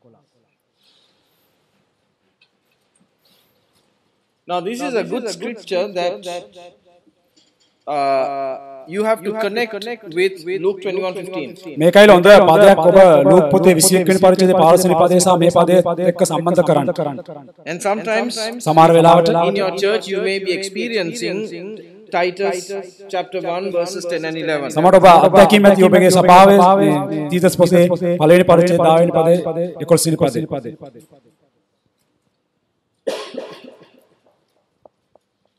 කවුරු හරි කියවන්නේ එක.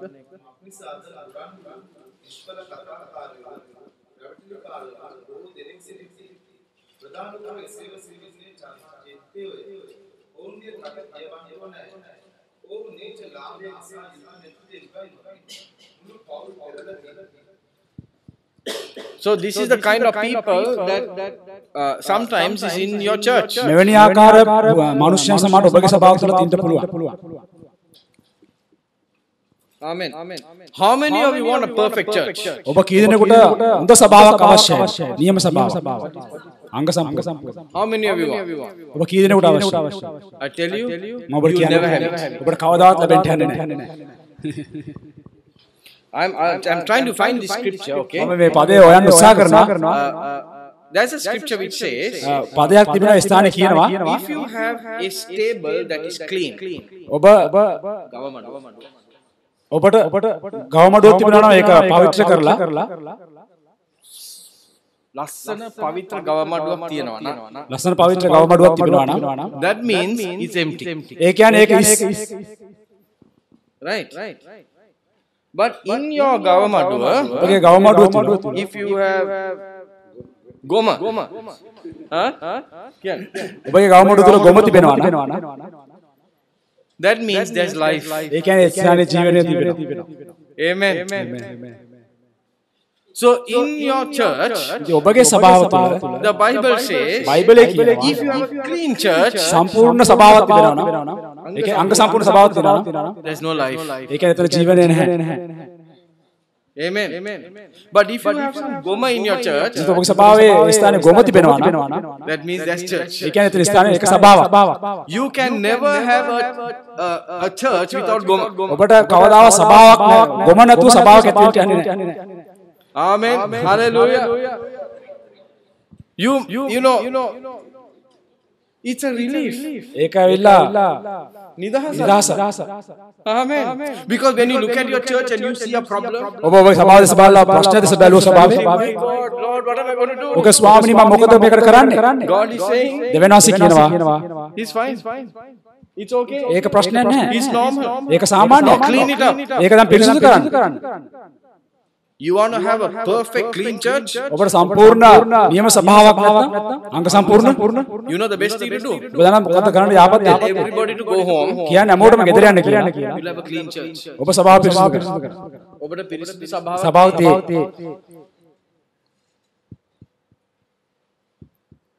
Amen. Hallelujah. So now Titus 1:10 and 11 says, තීතස් පොතේ පළවෙනි පරිච්ඡේදය 10 11 කියනවා. කියවන අයමත් pastor Kumar.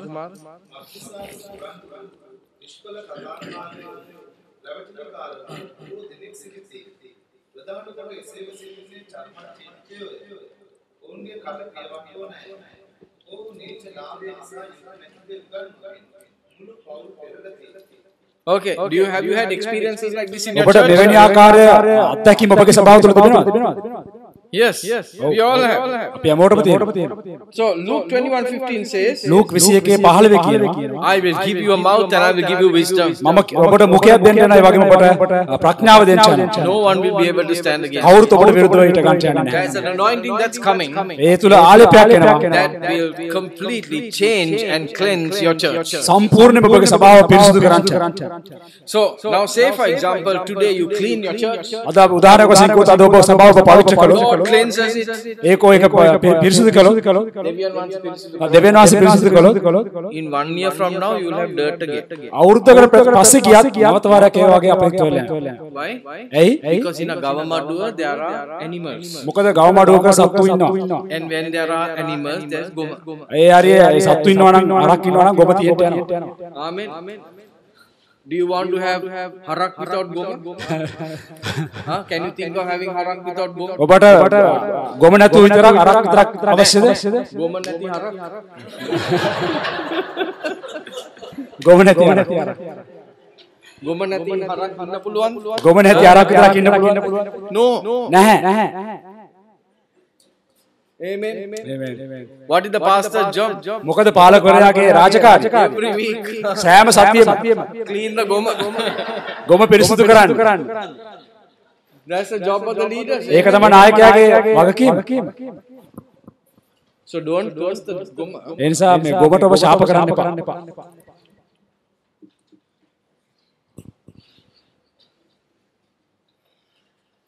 You know, I went to a farm recently. මම මේ ළඟදී ගොවි පොලකට ගියා. The smell, my terrible smell. ඒක තාමත් භයංකාර ගඳක්. But you know what? There are animals in that place. ඒ ස්ථානයේ සත්තු සිටියේ. It's smelling because it's full of animals. මොකද ඒක සත්තු පිළිලා නිසා ඒක ගඳ ගන්නවා. Hallelujah. Amen. When you come to your church, you might get a bad smell. සමහර ඔබගේ සභාවට ආවම ඔබට එවැනි ආකාර නරක ගඳක් එන්න පුළුවන්. That's because there are people in that place. මොකද ඒ ආකාරයේ මිනිස්සුන් සිටිනවා. Because people with goma. මොකද මිනිස්සුන් නැහැ ගොම. කොහොම සමග මිනිස්සුන්. But this is normal. මේක සාමාන්‍ය දෙයක්. Amen. Hallelujah. Now there are people who say, සමහර මිනිස්සුන් කියනවා but I have stopped going to church මම සභාවට යන එක නතර කරා. because church is full of sin. සභාව සම්පූර්ණයෙන් පවින් පිරීලා. Now in the time of Noah's flood, නෝවාගේ ජලගල්ම කාලේ right? There was only one safe place. එකම එක ස්ථානයයි සුරක්ෂිත ස්ථානයක් තිබුණා. Noah's ark. නෝවාගේ නැව පමණයි. Now if you and I went into Noah's ark, ඔබ සහ මම මේ නෝවාගේ නැවට ගියොත් what will we find? අපි මොනවාද සොයාගන්න අපිට ලැබෙන්නේ? A terrible smell. තාමත්ම දුර්ගන්ධයක්. Amen. All the animals. සියලුම සත්තු එක ඇතුලේ. It's a zoo. ඒක සත්තුවත්තක්. Amen. So you might say, some people will say, සමහර මිනිස්සුන් කියයි I don't want to go to Noah's ark because it is smelling. මට නෝවාගේ නැවට යන්න අවශ්‍ය නැහැ මොකද ඒක ගඳ ගන්නවා. But it's the only place to survive the flood. නමුත් මේ ජලගැලෙන් බේරෙන්න ඔබට තියෙන ඒ ස්ථානය පමණයි. Hallelujah. So we can't stop going to church because the church is not clean. ඉතින් මොකද අපිට සභාවට යන අතර ගන්න සභාව පිරිසුදු නැහැ කියලා. It's the only place to survive the flood. එකම එක ස්ථානේ මේක තමයි අපගේ ජලගැලෙන් අපිට බේරෙන්න තිබෙන්නේ. Hallelujah. And there is no church that is 100% clean. සම්පූර්ණ 100% සම්පූර්ණ සභාවක් නැහැ. සම්පූර්ණයෙන්ම පවිත්‍ර සභාවක් නැහැ. Amen. Hallelujah. Are you happy this morning ඔබ මේ උදෑසන සතුටින් සිටින්නේ that your church is normal? ඔබගේ සභාව සාමාන්‍යයිද? Hallelujah. It's normal. සාමාන්‍යයි. It's a good church. ඒ හොඳ සභාවක්. How many of you have goma in the church? Tell me. ඔබගේ සභාව කී දෙනෙක් ගොම තිබෙනවා සභාවත්? So are you happy this morning? ඔබ මේ උදෑසන සතුටින් සිටින්නේ? Huh? Okay, now we'll go to the next one. අපි ඊළඟ කාරණාවට යමු. Oh, we are looking at defender of the faith, right? අපි බලමින් සිටියේ මේ ඇදහිල්ලේ ආරක්ෂකයා. Philippians 1:7. පිලිප්පි පොතේ පළවෙනි පරිච්ඡේදයේ 8 වෙනි පදේ Paul said, "I'm appointed for the defense of the gospel." Paul තුමා කියනවා මම Appointed. පත් කළා. මාව පත් කළා තිබෙන්නේ ඇදහිල්ල ආරක්ෂා කරන පිණිස. Then I wanted to take down Galatians 2:14. ඒ වගේම ගලාති පොතේ දෙවෙනි පරිච්ඡේදයේ 14 වෙනි පදේ 2:14. ගලාති 2:14. Confrontational anointing. මුණ දීමේ ආලේපය, මුණ දෙන ආලේපය. Now, what it means is this. මොකද්ද මේකේ තේරුම? Paul confronts Peter. පාවුල් තුමා පේතෘස්ට මුණ දෙනවා. No. And says, why are you compelling, why are you forcing Gentiles to live as Jews? ඒ ස්ථානයේ සඳහන් කරනවා ඇයි ඔබ බල කරන්නේ අන්‍ය ජාතීන්ට යුදෙව් මනුෂ්‍යයන් වශයෙන් ජීවත් වෙන්න. So there was a problem with Peter. මොකද පේතෘස්ට ප්‍රශ්නයක් තිබුණා. Peter was not preaching truth. මොකද පේතෘස් ඇවිල්ලා සත්‍ය කතා කරන්නේ නැහැ කියලා. Now can you see that Goma here again? ඔබට පේනවා මේ ස්ථාන නැවත වාරයක් ගොම කියන කාරණාව වෙනවා. Peter is an apostle. පේතෘස් ඇවිල්ලා අපොස්තලවරේ. But he has now gone into error. නමුත් ඔහු දැන් වැරද්ද පැත්තට වුණ නැමෙනවා. Right? This happens to the church. මේක සභාවට සිද්ධ වෙනවා. You don't have to, your ministry is not ending because of it. මේ නිසා අපේ සේවය ඉවර වෙන්න යන්නේ නැහැ. Peter also goes into error and he preaches a different gospel. මොකද පේතෘස් මේ ස්ථානයේ වෙනස් ආකාර වූ සුභාරංච ප්‍රකාශ කරනවා. So Paul goes and confronts him. නමුත් පාවුල් තුමා ගිහිලා මේකට මුහුණ දෙනවා. And says, Peter, why are you preaching like this? ඔහු කියන පේතෘස් ඇයි ඔබ මේ වගේ දේශනා කරන්නේ? So this anointing makes you defend the faith or defend the word of God. දෙවියන් වහන්සේගේ මේ ආලේපය ඔබට බලය දෙනවා. දෙවියන් වහන්සේගේ ආලේපය ආරක්ෂා කරන්න. And it confronts false doctrines, traditions and the teachings of men. ඒ ස්ථානයේ පාවුල් තුමාගේ සංස්කෘතිය වගේ මනුෂ්‍යයන්ගේ ඉගැන්වීම් ගැන සඳහන් කරනවා. Now, because God has given me an apostolic anointing, මොකද දෙවියන් වහන්සේ මට අපොස්තලික ආලේපයක් දීලා තියෙනවා. තියෙන නිසා ආලේපය තියෙන නිසා when I hear false doctrines, මට පාවුල් තුමාගේ මේ when I hear false doctrines, false වැරදි ඉගැන්වීම්, මට වැරදි ඉගැන්වීම් මට ඇහෙන විට something happens to me. මා තුළ යමක් සිද්ධ වෙනවා. Right? I can't stand it. මට ඒක මත ඉට ගන්න බෑ. That's the apostolic anointing. ඒක තමයි අපොස්තලික ආලේපය. Now somebody who doesn't have an apostolic anointing, යම් කිසි කෙනෙකුට අපොස්තලික ආලේපය නැත්නම් they know it's wrong. ඔව් දන්නවා ඒක වැරදි කියලා. They can just wait. නමුත් උන් මේක බාර ගන්න නිකන් ඉන්නවා. But for me it is like නමුත් මට ඒක නිකන් කටුවැනෙනවා වගේ. Okay, so that's God's anointing. ඒක දෙවියන් වහන්සේගේ ආලේපය. Now let me give you one more. I will not be able to finish it today, but let me give you one more characteristic. මම තවත් එක චරිත ගුණාංගයක් ලක්ෂණයක් දෙන්නම්. දවසේ මට ඉවර කරගන්න බැරි වෙයි.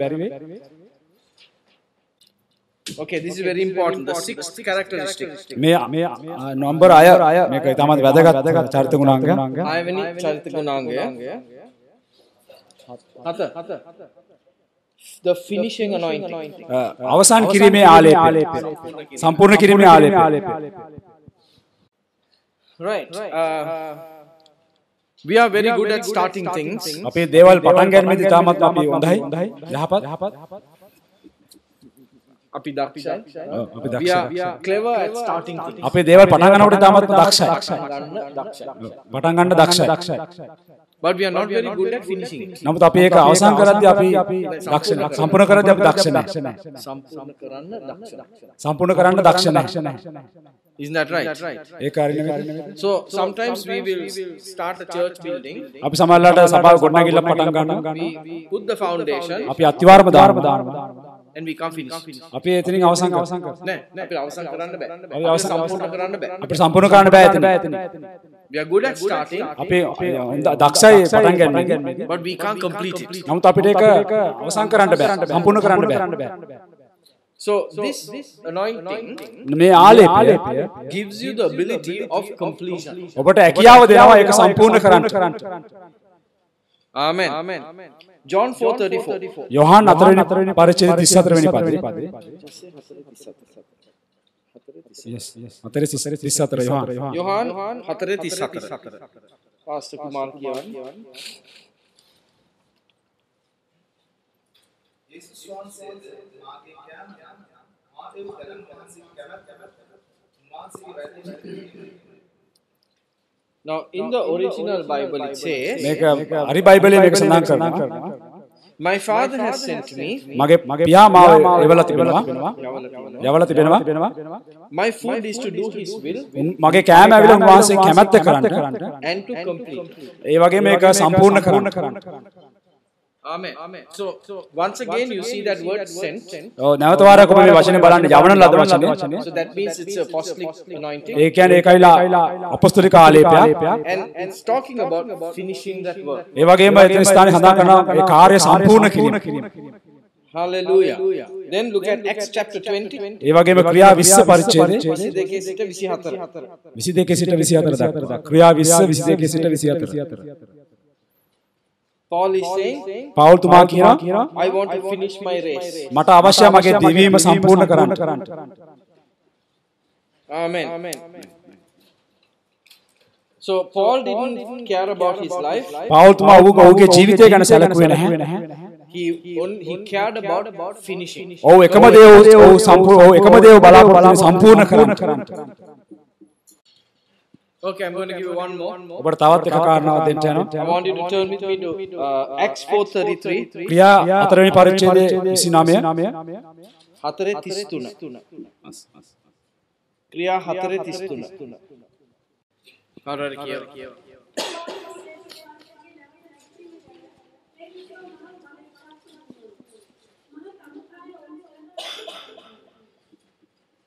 I කියවන් sister.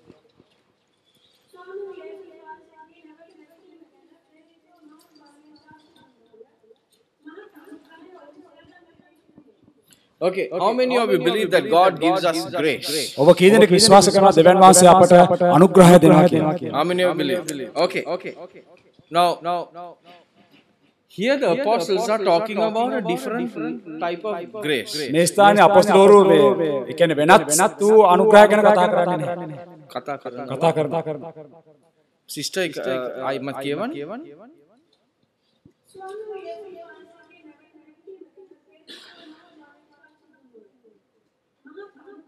Right.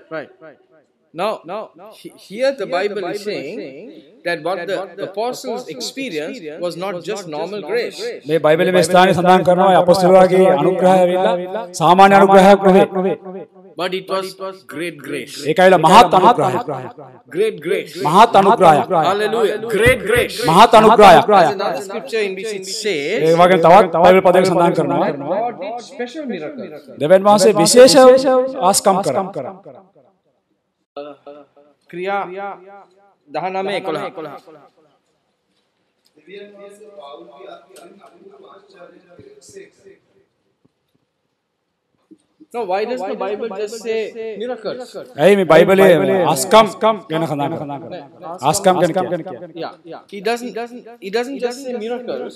ඒ ස්ථානේ නිකම්ම ආස්කම් කියලා කියන්නේ. He's talking about supernatural miracles. A ස්ථානේ අස්වාභාවික ආස්කම්. Or special miracles. නැත්නම් විශේෂිත වූ ආස්කම්. සුවිශේෂී වූ ආස්කම්. කුමාර බයිබලේ මොනවද කියන්නේ? දෙවියන් වහන්සේ පාවුල්ගේ අත්‍යන්ත අපූර්ව ආශ්චර්යයක් අපූර්ව ආශ්චර්ය. අපූර්ව ආශ්චර්යයි. That means that the church, ඒ කියන්නේ සභාව had experienced miracles. ඔවුන්ට අත්දැකීම් තියෙනවා මේ ආස්කම් සම්බන්ධ. But when Paul begins to pray for people, නමුත් පාවුල් තුමා මිනිසුන්ට යාඥා කරන්න පටන් ගත්තා. those miracles were at a different level. මේ ආස්කම් ඇවිල්ලා වෙනත් ඉහළ මට්ටමක තිබුණා. They are supernatural, powerful miracles. ඒවා අස්වාභාවික බලය කනුවර තිබුණා ආස්කම්. I shared that testimony in Rakwana. මම රක්වානේ ඒ සාක්ෂිය බෙදා How a man who had no eyeballs could see. කොහොමද මිනිසෙකුට මේ කහේ කළු ඉන්ද්‍රියාව නැතුව කොහොමද දැක්කේ කියලා? That's a special miracle. ඒකයි විශේෂිත ආස්කම. Amen. Hallelujah. So this apostolic anointing gives you great grace. මේ අපොස්තලික ආලේපය ඔබට මහත් වූ අනුග්‍රහයක් දෙනවා. Not normal grace, සාමාන්‍ය අනුග්‍රහයක් නෙවෙයි. but great grace. මහත් අනුග්‍රහයක්. And with great grace comes great miracles. මේ මහත් අනුග්‍රහය කරනකොට මහත් ආස්කම් සිද්ධ වෙනවා. You have normal miracles, ඔබ සාමාන්‍ය ආස්කම් තිබෙනවා. but now God wants you to have great miracles. නමුත් දෙවියන්වහන්සේ දැන් අවශ්‍යයි මහත් ආස්කම් කරන්න. Hallelujah. And so Brother Neville was in Kurunagala and he preached on the name power in the name of Jesus. Brother Neville කුරුණාගලේ යේසුස් වහන්සේගේ නාමයේ තිබෙනා බලය ගැන දේශනා කරා. And that pastor, one of the pastors went back and the next Sunday he preached that same message in his church. ඒ ස්ථානයේ සිටියව පාලකවරු ඊළඟ සතියේ කියලා ඔහුගේ සභාවේ ඒ දේශනාවම දේශනා කළා. And there was a family who heard it and they went home. මේ ස්ථානයේ පවුලක් හිටියයි පවුල මේ දේශනාව ආලා උන් ගෙදර ගියා. And a coconut tree had fallen in their garden. ඔවුන්ගේ නිවස මත ඔවුන්ගේ මිදුල මතට පොල් ගහක් වැටුණා. කඩා වැටුණා. This is an Assemblies of God church. මේකයි Assembly of God සභාවක් සිදුවන කාරණා. And the daughter said to the father, මේ දුව ඇවිල්ලා පියාට කියනවා why don't you pray?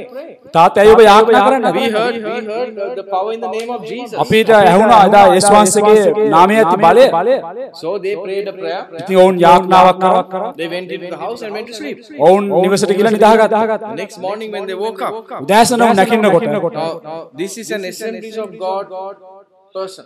මේකයි මොහොවිල Assembly of God සභාවේ සමාජිකයෙක්. The pastor told us. ඔය පාලකවරු අපිට කිව්වා. The next day, ඊළඟ දවසේ the coconut tree was back on its roots. The coconut tree had come back to its roots. ඒ පොල් ගහ ඇවිල්ලා ඒ මුහුත් එක්කම ඇදගෙන වැටුණා. ආයම කෙලින් වෙලා තිබුණා. ඇදගෙන වැටලා තිබුණ ගහ ආයමත් කෙලින් වෙලා. ඒ ඇදගෙන වැටලා තිබුණ ගහ නැවත වාරයක් කෙලින් වෙලා තිබුණා. Hallelujah. I've never heard a testimony like that. මම මේ වගේ ආස්කම කවදාවත් අහලා නැහැ. What is the reason? මොකක්ද හේතුව? Great grace මහත් අනුග්‍රහය and great miracles. ඒ වගේම මහත් ආස්කම්. Not normal miracles. සාමාන්‍ය නෙමෙයි. Great miracles. මහත් සුවිශේෂී ආස්කම්. In Jesus' name. යේසුස් වහන්සේගේ නාමයෙන්. Hallelujah. Hallelujah. God wants to do miracles. දෙවියන් වහන්සේට අවශ්‍යයි ආස්කම් කරන්න. Amen. God wants to do miracles. දෙවියන් වහන්සේට අවශ්‍යයි ආස්කම් කරන්න. He wants to deliver you from debt. දෙවියන් වහන්සේ ඔබව මරණයෙන් නිදහස් කරලා තිබෙනවා. ණය වලින්. He also wants to deliver you from debt. දෙවියන් වහන්සේට මරණය උත ඔබ ගලවන්න අවශ්‍යයි. Amen. Hallelujah. I heard a testimony about 2 weeks ago. මේට සත් දෙකකට පෙර මට සාක්ෂියක් අසන්න ලැබුණා. This man was in terrible debt. ඔව් ඊටමත්ම ඒ කියන්නේ ණයබරව සිටියා. And a word of knowledge came to him at the Sunday service. ප්‍රඥාවේ වචනයක් ඔහුට ඉදිරිදින දේව මේදට ලැබුණා. God is delivering somebody from debt. දෙවියන් වහන්සේ මෙතන ස්ථානයේ කෙනෙක්ව ණය වලින් වාසියව නිදහස් කරනවා කියලා. And the following week he had to make a payment to the bank. ඊළඟ සතියේ උඩ තිබ්බා බැංකුවට ඒ අවශ්‍ය ඒ ගාස්තු ගෙවන්න. He didn't have the money. උඩ මුදල් තිබුණේ නැහැ. He called the bank before the bank called him. ඔව් බැංකුවට කතා කරන්න ප්‍රථම ඔව් බැංකුවට කතා කරා. And said, I'm very sorry, I don't have the money to pay. ඔව් කිව්වා මට සමාව වෙන්න මට මේ වෙලාවේ ගෙවන්න අවශ්‍ය මුදල් නැහැ.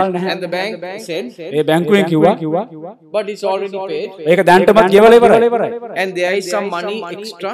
වැඩිපුර මුදලුත් තිබෙනවා. We can send it back to you. අපි ඒක නැවත ඔබ වෙතට එවන්න. So he asked them, how did this happen? ඔව් ඇහුවා උන්ගෙන් කොහොමද මේ කාරණාව සිද්ධ වුනේ He said කියලා. somebody came and paid it. ඕක එක්කෙනෙක් ඇවිල්ලා මේක ගෙව්වා. And your name is there. ඔබගේ නම ස්ථානේ සඳහන් කරා. You came and paid this. ඔබ ඇවිල්ලා ඒ ස්ථානේ එක සඳහන් කරා. So we cannot, nobody can explain what happened. ඉතින් කාටද ඒක පැහැදිලි කරන්න බෑ මොකක්ද සිද්ධ වුනේ But කියලා. great grace came. මහත් අනුග්‍රහය ආවා. And great miracles took මේ place. මහත් අනුග්‍රහය ස්ථානය ගත්තා. And the Holy Ghost went ඒ සුදාපෑ වහන්සේ ගියා. and paid the money. ඒ මුදල් ගෙව්වා. I don't know, we don't know whether a man paid or an angel paid. අපි දන්නේ නැහැ දේවදූතයෙක් ගෙව්වේ නැත්නම් මිනිස්සෙක් කියලා ගෙව්වද But the කියලා. grace of God came. නමුත් දෙවියන් වහන්සේගේ අනුග්‍රහය Not normal grace, සාමාන්‍ය අනුග්‍රහය නෙවෙයි but great grace. මහත් අනුග්‍රහය. Hallelujah. Hallelujah. So this morning as we are learning about the apostles, ඉතින් මේ උදෑසන අපි අපොස්තලවරුන් ගැන ඉගෙන ගන්නවා. great grace is coming upon you. මහත් අනුග්‍රහය ඔබ වෙත එනවා. In the name of Jesus, යේසුස් වහන්සේගේ you are නාමයෙන් going to do the impossible. ඔබ කරන්න බැරි දේවල් කරන්න යනවා. Hallelujah. And God's deliverance is coming to දෙවියන් වහන්සේගේ නිදහස් වීම ඔබ වෙත එනවා. you. are going to do deliverance to the people. ඔබ මනුෂ්‍යයන්ව නිදහස් කරන්න But you යනවා. also will be delivered. ඒ වගේම ඔබත් නිදහස් වෙන්න All යනවා. your troubles will be, you will be delivered of it. ඔබගේ සියලු ප්‍රශ්න වලින් ඔබ නිදහස් වෙන්න යනවා. Then later you get more troubles. ඊට පස්සේ ඔබට තවත් ප්‍රශ්න එන්න යනවා. God will deliver you again. දෙවියන් වහන්සේ නැවත වරක් ඔබව ගලවන්න යනවා. Hallelujah. Hallelujah. මේක තමයි අපොස්තලයාගේ ජීවිතය. Paul did not have an easy life. Paul තුමාට සරල නිකන් ලේසි ජීවිතයක් තිබුණේ He had නැහැ. a victorious life. නමුත් ඔහුට ජයග්‍රාහක ජීවිතයක් තිබුණා. ඔහුට පැලුවා. And he was bitten by a snake. ඒ වගේම සර්පයෙකු දෂ්ට කරා. He was, thrown out of a ship. ඔහු නැවෙන් එළියට දැම්මා. Many things happened to Paul. බොහෝ දේවල් පාවුල් තුමාගේ ජීවිතේ සිදු වුණා. He didn't have a comfortable life. නමුත් ඔහුට තාමත්ම සුවපහසු ජීවිතයක් තිබුණේ නැහැ. Don't look for an easy life. ඒ නිසා ඔබ ලේසි ජීවිතයක් ලෙස බලන්න Look for a බලන්න. victorious life. ඔබ ජයග්‍රාහක ජීවිතයක් ලෙස බලන්න. Hallelujah. Hallelujah. Victorious life. ඔබ ජයග්‍රාහක ජීවිතයක් ලෙස බලන්න. Hallelujah. Hallelujah. In Jesus' name. යේසුස් වහන්සේගේ නාමයෙන්. Given you a calling. දෙවියන් වහන්සේ ඔබට කැඳවීමක් දීලා තිබෙනවා.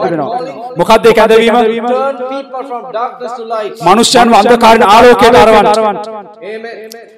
About 3 weeks ago, සති 3කට ප්‍රථම I went with the pastor to have a kottu roti at Pilaus. මම පිලාවුස් එකට ගියා තව පාලකවරුන් සමග කොත්තු රොටි කන්න. About 10, we were after a meeting at about 10:30 in the night. අපි රාත්‍රියේ අපේ රැස්වීම ඉවරලා අවුරුදු 10 මාට විතර. So we are in the car, we are eating, අපේ කාර් එකේ ඉන්න කාර් එකෙන් අපි කනවා. and beggars started to come. Sinhala මනුස්සයන් එන්න පටන් ගත්තා. So this pastor immediately was, taking some money out. මේ පාලකවරයා එකපාරටම මුදල් ගත්තා අතට. I said, wait, don't give. මම කිව්වා ඉන්න දෙන්න එපා. We'll first give them the gospel. අපි ඉස්සෙල්ලාම සුභාරංචිය දෙමු. Within 20 minutes, මේ විනාඩි 20ක් ඇතුළත 3 people came to Christ. 3 දෙනෙක් යේසුස් වහන්සේ වෙතට ආවා. Hallelujah. We have the anointing. අපිට තිබුණ ආලේපය. We have the apostolic anointing. අපිට අපොස්තලික ආලේපය To තිබෙනවා. turn people from darkness to light. මනුෂ්‍යයන් අන්ධකාරයෙන් ආලෝකයට අරවන්න. Don't give 20 rupees. Don't give 10 rupees free. නිකන් රුපියල් 10 නිකන් දෙන්න එපා. Amen. නොමිලේ. You have you show the 10 rupees. ඔබ රුපියල් 10 පෙන්නන්න. And don't give it. ඒක දෙන්න එපා. Until they listen to what you have to say. ඔබ කියන්න තියෙන දේ උන් අහුම්කම් දෙන්නකම්. That's what we did that night. ඒ රාත්‍රිය අපි ඒ දේ තමයි කළේ. Then the kottu came. ඊට පස්සේ කොත්තු ආවා. Hallelujah. Hallelujah. You go in 3-wheelers. ඔබ ත්‍රිවිල් වල යනවා. You have the power ඔබට බලය තිබෙනවා. to give the gospel to that 3-wheel drive. A three wheel එකේ එළවන රියදුරාට සුභාරංචි දෙන්න ඔබට බලය තිබෙනවා. Amen. Amen. Hallelujah. Hallelujah. Hallelujah. Are you happy this morning? ඔබ මේ උදෑසන සතුටින් සිටින්නේ. The Great Commission is not an evangelical commission. ඒ මහා ආඥාව ඇවිල්ලා නිකම්ම සුභාරංචි ආඥාවක් නෙවෙයි. It is an apostolic commission. ඒක අපොස්තලික ආඥාවක්. Hallelujah. We have a friend in India. අපේ ඉන්දියාවේ මිත්‍රයෙක් සිටිනවා. He has a very special anointing. ඔහුට තාමත් විශේෂ වූ ආලේපයක් තිබෙනවා. If your leg is short, ඔබගේ කකුලක් කොටයි නම් he has the power to make that leg long. ඔහුට බලය තිබෙනවා ඒ කොට කකුල දික් කරන්න. He doesn't use it in the church. ඔහු ඒක සභාවේ පාවිච්චි කරන්නේ නැහැ. Anywhere he goes. ඔහු යන ස්ථානේ කොහෙ ගියා? Anywhere. On the road. පාරේ වුණා. He's straightening people's legs. ඔහු මනුෂ්‍යයන්ගේ කකුල් දික් කරනවා. And giving the gospel. ඔහු ඊට පස්සේ සුභාරංචි ප්‍රකාශ කරනවා. You know why? ඔය දන්නද ඇයි කියලා? What did God tell us to do? ඇයි දෙවියන්ස මොනවද අපිට කියලා දෙන්නේ? You are a light. ඔබ ආලෝකය. I'm sending you into the darkness. මම ඔබ අන්ධකාරය වෙතට යවනවා. Don't waste it in the church. නිකන් ඒක සභාව තුල නාස්ති කරන්න එපා. Those church people, they can get healed directly by praying. මේ සභාව තුල ඉන්න මිනිස්සුන්ට කෙලින්ම දෙවියන්සට යාඥා කරලා සුවය ලබා ගන්න පුළුවන්. Amen. Hallelujah. You go out into the world and do the miracle signs and wonders. ඔබ ලෝකයේ වෙතට ගිහිල්ලා ආස්කම් සහ පුදුම ලකුණු කරන්න. You know, I'm personally getting back into personal witnessing. මම පෞද්ගලිකවම පුද්ගලික සාක්ෂිකාරයක් වෙන්න කැමතියි. වෙලා තිබෙනවා. I'm coming back. නැවත වාරයක් එනවා. Hallelujah. It's a great joy when you bring one sinner to Christ. ඒක ඊටමත් මහත් ප්‍රීතියක් එක පෞකාර මිනිසෙක් යේසුස් ක්‍රිස්තුස් වහන්සේ වෙත ගෙනාවා. Amen. So I want to pray for that anointing. එනිසා මට අවශ්‍යයි ඔබට ඒ ආලේ ප්‍රදේශය යාඥා කරන්න. God help me in Jesus name. යේසුස් වහන්සේගේ නාමයෙන් ස්වාමීන් මට උදව් කරන්න. Okay, I'm going to give you one more characteristic because that's important. තවත් එක චරිත ගුණාංගයක් දෙනවා මොකද ඒක වැදගත්. Boldness. නිර්භීතකම. Acts 4:29. ක්‍රියා 4:29.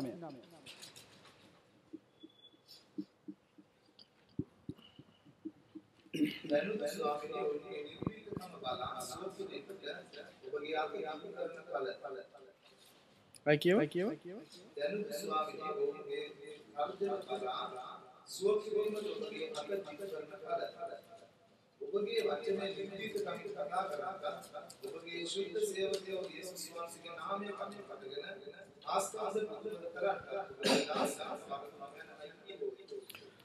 Okay.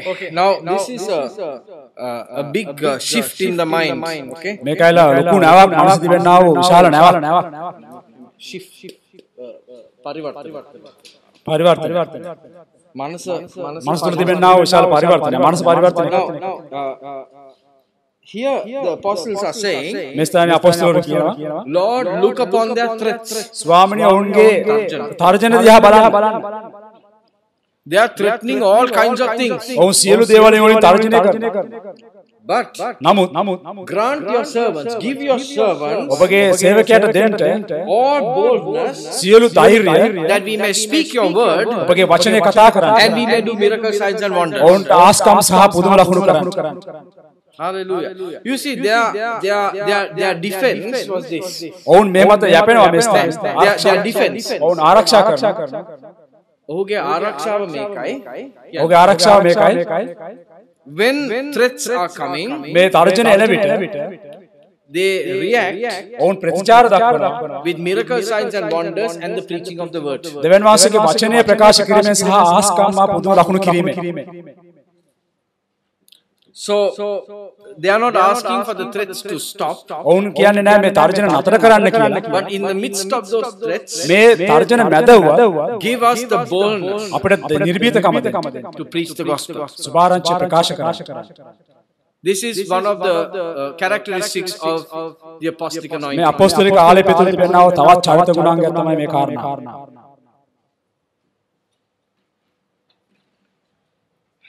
Hallelujah. Okay. That's it. I think I have. We'll continue this next week. අපි මේක ඉතුරු කොටස ලබන සතියේ බලමු.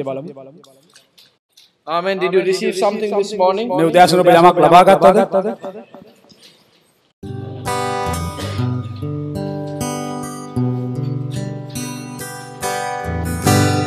ඔබ පාමුල සිටින්නේ අන්දයට වඩා ඔබ අභියස ප්‍රේම ප්‍රිය කරන නිසා ඔබ පාමුල සිටින්නේ Andeyatavada Oba Abiyasa Premaya Priyakarana Nisa Deva Abiyasa Premaya Wasilayanle Garubiya Menesune Dellamadilniye Devabiyasa Premaya Vasilayanle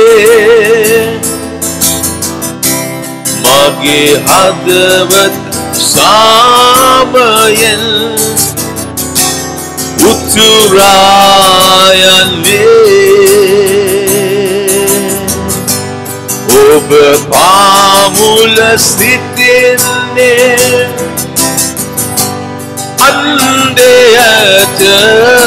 Andeyatavada Oba Abiyasa Premaya Priyakarana Nisa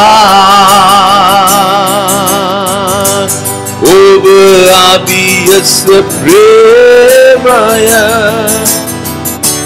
Priyakarana Nisa Oba Abiyasa Premaya Priyakarana Nisa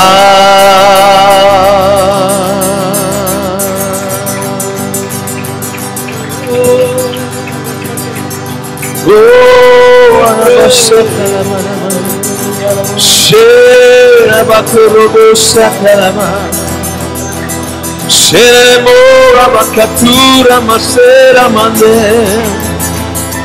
Yerebori Karabando Sakana Yerebera Matura Matura Matura Boriande Sira Makatora Bosandela Makarama Sheketamo Kira Mandori La Masakana Mora Bakala Moti Lebera Sera Manduru Barabakate Hallelujah, hallelujah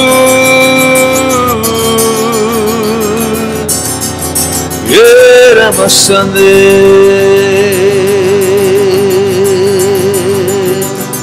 Ora Bakara Mondora Bakasamora Mate Kira Mandori Amasera Batori Amakor Tura Balamando we basakere Menderika Tamatora Balama Oh hallelujah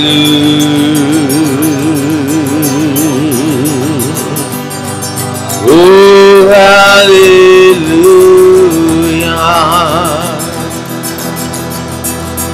Hallelujah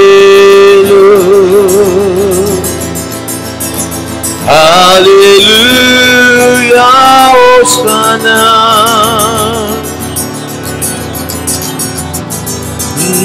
Nura la bossi andura bakatura mandere sendere goriatura buraka setura bondo di bana.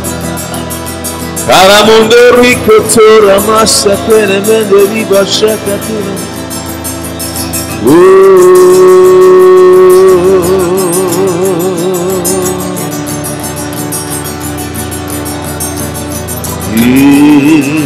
Katura batala barika tara bariando robo sakata mando sekere bondi andele berika rabasu katula baraka shenene mondo robo rika la baraka seko robo riande la barika to robo riandana yera mose la bakusha kalamana. Hallelujah.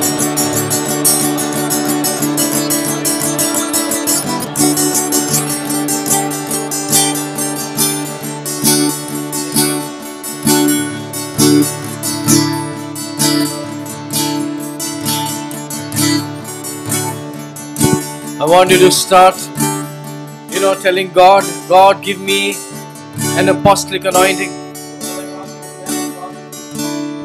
ඔබ දෙවියන් වහන්සේට කියන්න ස්වාමීනි මට අපොස්තලික ආලේපය දෙන්න. Lord, give me the power of the apostolic. ස්වාමීනි අපොස්තලික බලය මට දෙන්න. Give me the authority of the apostolic. මේ අපොස්තලික මේ ආධිපත්‍යය මට දෙන්න. Lord, give me that great grace. ස්වාමීනි මහත් අනුග්‍රහය මට දෙන්න. Lord, give me those great miracles. ස්වාමීනි මහත් වූ ආස්කම් මට දෙන්න. And the power of completion. ස්වාමීනි සම්පූර්ණ කිරීමේ බලය දෙන්න. Lord, the power to convert. ස්වාමීනි මේ බලය පරිවර්තන කරන්නව බලය දෙන්න ස්වාමී. Lord, let the Holy Ghost come upon me. ස්වාමීනි සුදාපේ වාසය මාවිතරේවත්. In Jesus' mighty name. යේසුස් වහන්සේගේ බලවත් නාමයෙන්. Holy Spirit of God. Holy Spirit of God. සුදාපේ දෙවියන් පියාණන්. Lord, come upon me. ස්වාමීනි මාමතරේට ස්වාමීනි. Fill my life. ස්වාමීනි මාගේ ජීවිතය වෙනස්. Fill my life with power. ජීවිතේ පුරවාච වාසික බලය. The same anointing that was upon Paul. Paul තිබුණා ඒ ආලේපයම That ස්වාමී. same anointing come upon me. ඒ ආලේපය මාවතරේට ස්වාමී. In Jesus' mighty name. යේසුස් වහන්සේගේ බලවත්. Holy Spirit of God. යේසුස් වහන්සේගේ බලවත් Come upon me. මාවතරේට. In Jesus' name. යේසුස් වහන්සේගේ නාමයෙන්. Power of God come upon me. යේසුස්ගේ බලය මාවතරේට. Power of God come upon me. යේසුස්ගේ බලය මාවතරේට. Holy Ghost come upon me. ස්වාමීනි මාවතරේට. In Jesus' name. යේසුස් වහන්සේගේ නාමයෙන්. Holy Spirit come upon me. ස්වාමීනි මාවතරේට. The power of the apostolic come upon me. ඒ අපොස්තලයාගේ බලය මාවතරේට. In Jesus' mighty name. යේසුස් වහන්සේගේ බලවත්. Hallelujah. Hallelujah. Power to penetrate the darkness. ඒ අන්ධකාරය පසාරු කරන්නව බලය. Give me this ability ඒ අකියාව දෙන්න. to penetrate the darkness. A අන්ධකාරය පලාලන. In Jesus' mighty name. යේසුස් වහන්සේගේ නාමයෙන්. Hallelujah. Hallelujah. Hallelujah. Oh, Rabashando Rabahando. Oh, Rabakato Rabakato Rabashaka Rabakato. Yeah, Rabakato Rabakando Rabashaka Rabakato Rabba.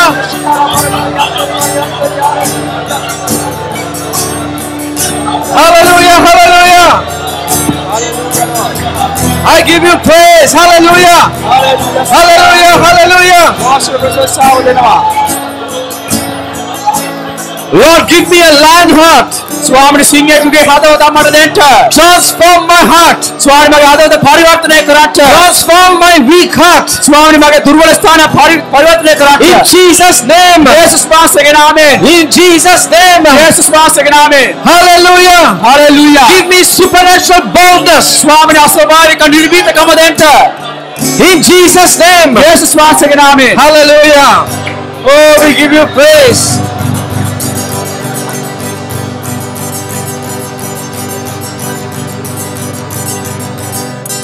Oh Rabasanda Rabakashikala Barataraba. Oh Rabakasikala Barabatu. Oh Nirbita Hadavatak Swamini Abada Dinmanaba. Nirbita Hadavatak. Hallelujah. Hallelujah. Hallelujah. Oh Rakatura Bakaraba Sakerevotiria. Eandu Karana Alepyak Swamini. Apostolic Alepe Athamada Swamini. Andu Kirimata Swamin Vansa. Yeshan Palane Kirimata. Hallelujah. Jayaganna Pirisa. Okorobo Sekerebondia. Nirbita Hadavata Hikorobo Sakalaba. Ribakaraba Sandelabori. Adadasa Swamini Vahansi Alepe upon the Nidas Kalamanava. Shikarama Kotorobo Siandela. About Losi Swamini Kata Kalao. Watch it, Samaga. Elidarava Swami Mahansa, Elidarava Samaga, Oh Mahansi Alepe Swamini, Pudumasa, Lakunu Karana Pirisa, hallelujah. Oh Rikarava Sakalaba, Adisavahavikarasa, Adisavahavika Thali Kriya Karana Pirisa, Adisavahavika Thali Swami Gaman Karana Pirisa, Oh Rikarava Sande, Iribaka Sakalaba, Oh Ribaraka Tolava Kase, Oh Varavaki Sekobo. Irabalaba Sakalaba, Rabaka Sikere, Iriandarabaka Sekelo, Oh Siddhartha Devidure, Siddhartha Devidure, Urabaka Sekorobo, Urabaka Sekerebo, Irabakaravanda Koseka, Oh Vishesha Lepya, Vishesha Lepya, Abavadani Das Kalamanava, Abavadani Das Kalamanava. Ira barakoso kurban. Ura balabakande. Sikala balabala. Sikala balabala barakat. Ura barakasa karaba. Ori karabalaba. वहां से अब यम खारा बने खंडवत बना दे ओ यम स्थान बने खंडवत बना दे यम देश बने खंडवत बना दे यम प्रदेश बने खंडवत बना दे अब वहां से गिरी में तो कार्य करने पिलसा अब वहां से कहते हो देवी वहां से विश्वास होता बबिन ओ ये वाला सीखल वाला ओ ये वाला सेते ओ रबा का सीखबा ओ अल्लाह से बालावत करना स्वामी नासा बालावत करना ओ रिया कर बालावा सकलाबा ओ रिया कर बालावा संदे हे रिया कर बालावा सकलाबा ओ रबा का सीखलाबा hallelujah hallelujah hallelujah hallelujah hallelujah Hallelujah. Shalabalaba sende. Oh rabakasi kalaba. Oh riandalaba. Dasi di swami ne bohanse. Mek epantikarin me pantikamere tula. Nidahas kalawe balabat alepya. Me pantikamere tula bohanse nidahas kalawe apostolik alepya. Adu dasi di api atpat karraganwa swami ne. Jesus bohanse ke naam in api atpat karraganwa. Jesus bohanse ke naam in mama atpat karraganwa swami ne. අපි අයිති කරගන්නවා මම අයිති කරගන්නවා ස්වාමීන් වහන්සේ ඒ ආලේපය මම දවසේ ස්වාමිනී වහන්සේගේ දාස තුලින් ප්‍රකාශ කළා වූ ආලේපය නිදහස් කළා වූ ආලේපය වහන්සේගේ වචනේ තුලින් ඒ වචනේ තුලින් ස්වාමීන් වහන්සේ ගමන් කළා වූ ආලේපය අදවසේ අපි අත්පත් කරගන්නවා යේසුස් වහන්සේගේ නාමයෙන් ඕ හාලෙලූයා තවදුරටත් මම සිටියා වූ ආකාරයෙන් නොවේ ස්වාමීන් මම සිටින්නේ නැහැ මම සිටියා වූ ආකාරයට තවදුරටත් මම සිටින්නේ නැහැ ස්වාමීන් වහන්සේ Hallelujah. Bahasa Dasi apa alut thale kata. Ese woni sa stuti. Hallelujah. Alut thale kata bahasa apa ese woni sa stuti. Oh Rabba Sandalaba. Oh Rabba Sakhalaba. Oh adapatan swami ne api alut akaren gaman karanta sudanam. Alut akaren gaman karanta sudanam. Hallelujah. Oh Rabba Sakhalaba. Hi Rabala Sande. Oh Rabba Sakharaba. Enderebo sikiri bando rakatura maka enderebo sikalaba oh riandalaba sande e adhyatmika thale gaman karanta e adhyatmika thale gaman karanta e adhyatmika thale karunu karra dakinta e adhyatmika thale swamini prakash karna bilisa oba wahansa dawsedi swamini oh mama sannata karita stuti ye araba Yendorobo rikarabara kasikalan. Jesus Kristus vahansage namen. Jesus Kristus vahansage namen. Jesus Kristus vahansage namen. Hallelujah. Apyondat bol sannada demi swami vahansara prashansa karamu stuti karamu. Hallelujah. Swami vahansa me khale mudasana aba madye kalawe balawat. Hallelujah. Kriyavani sabhi stuti karamu. Hallelujah. Hallelujah.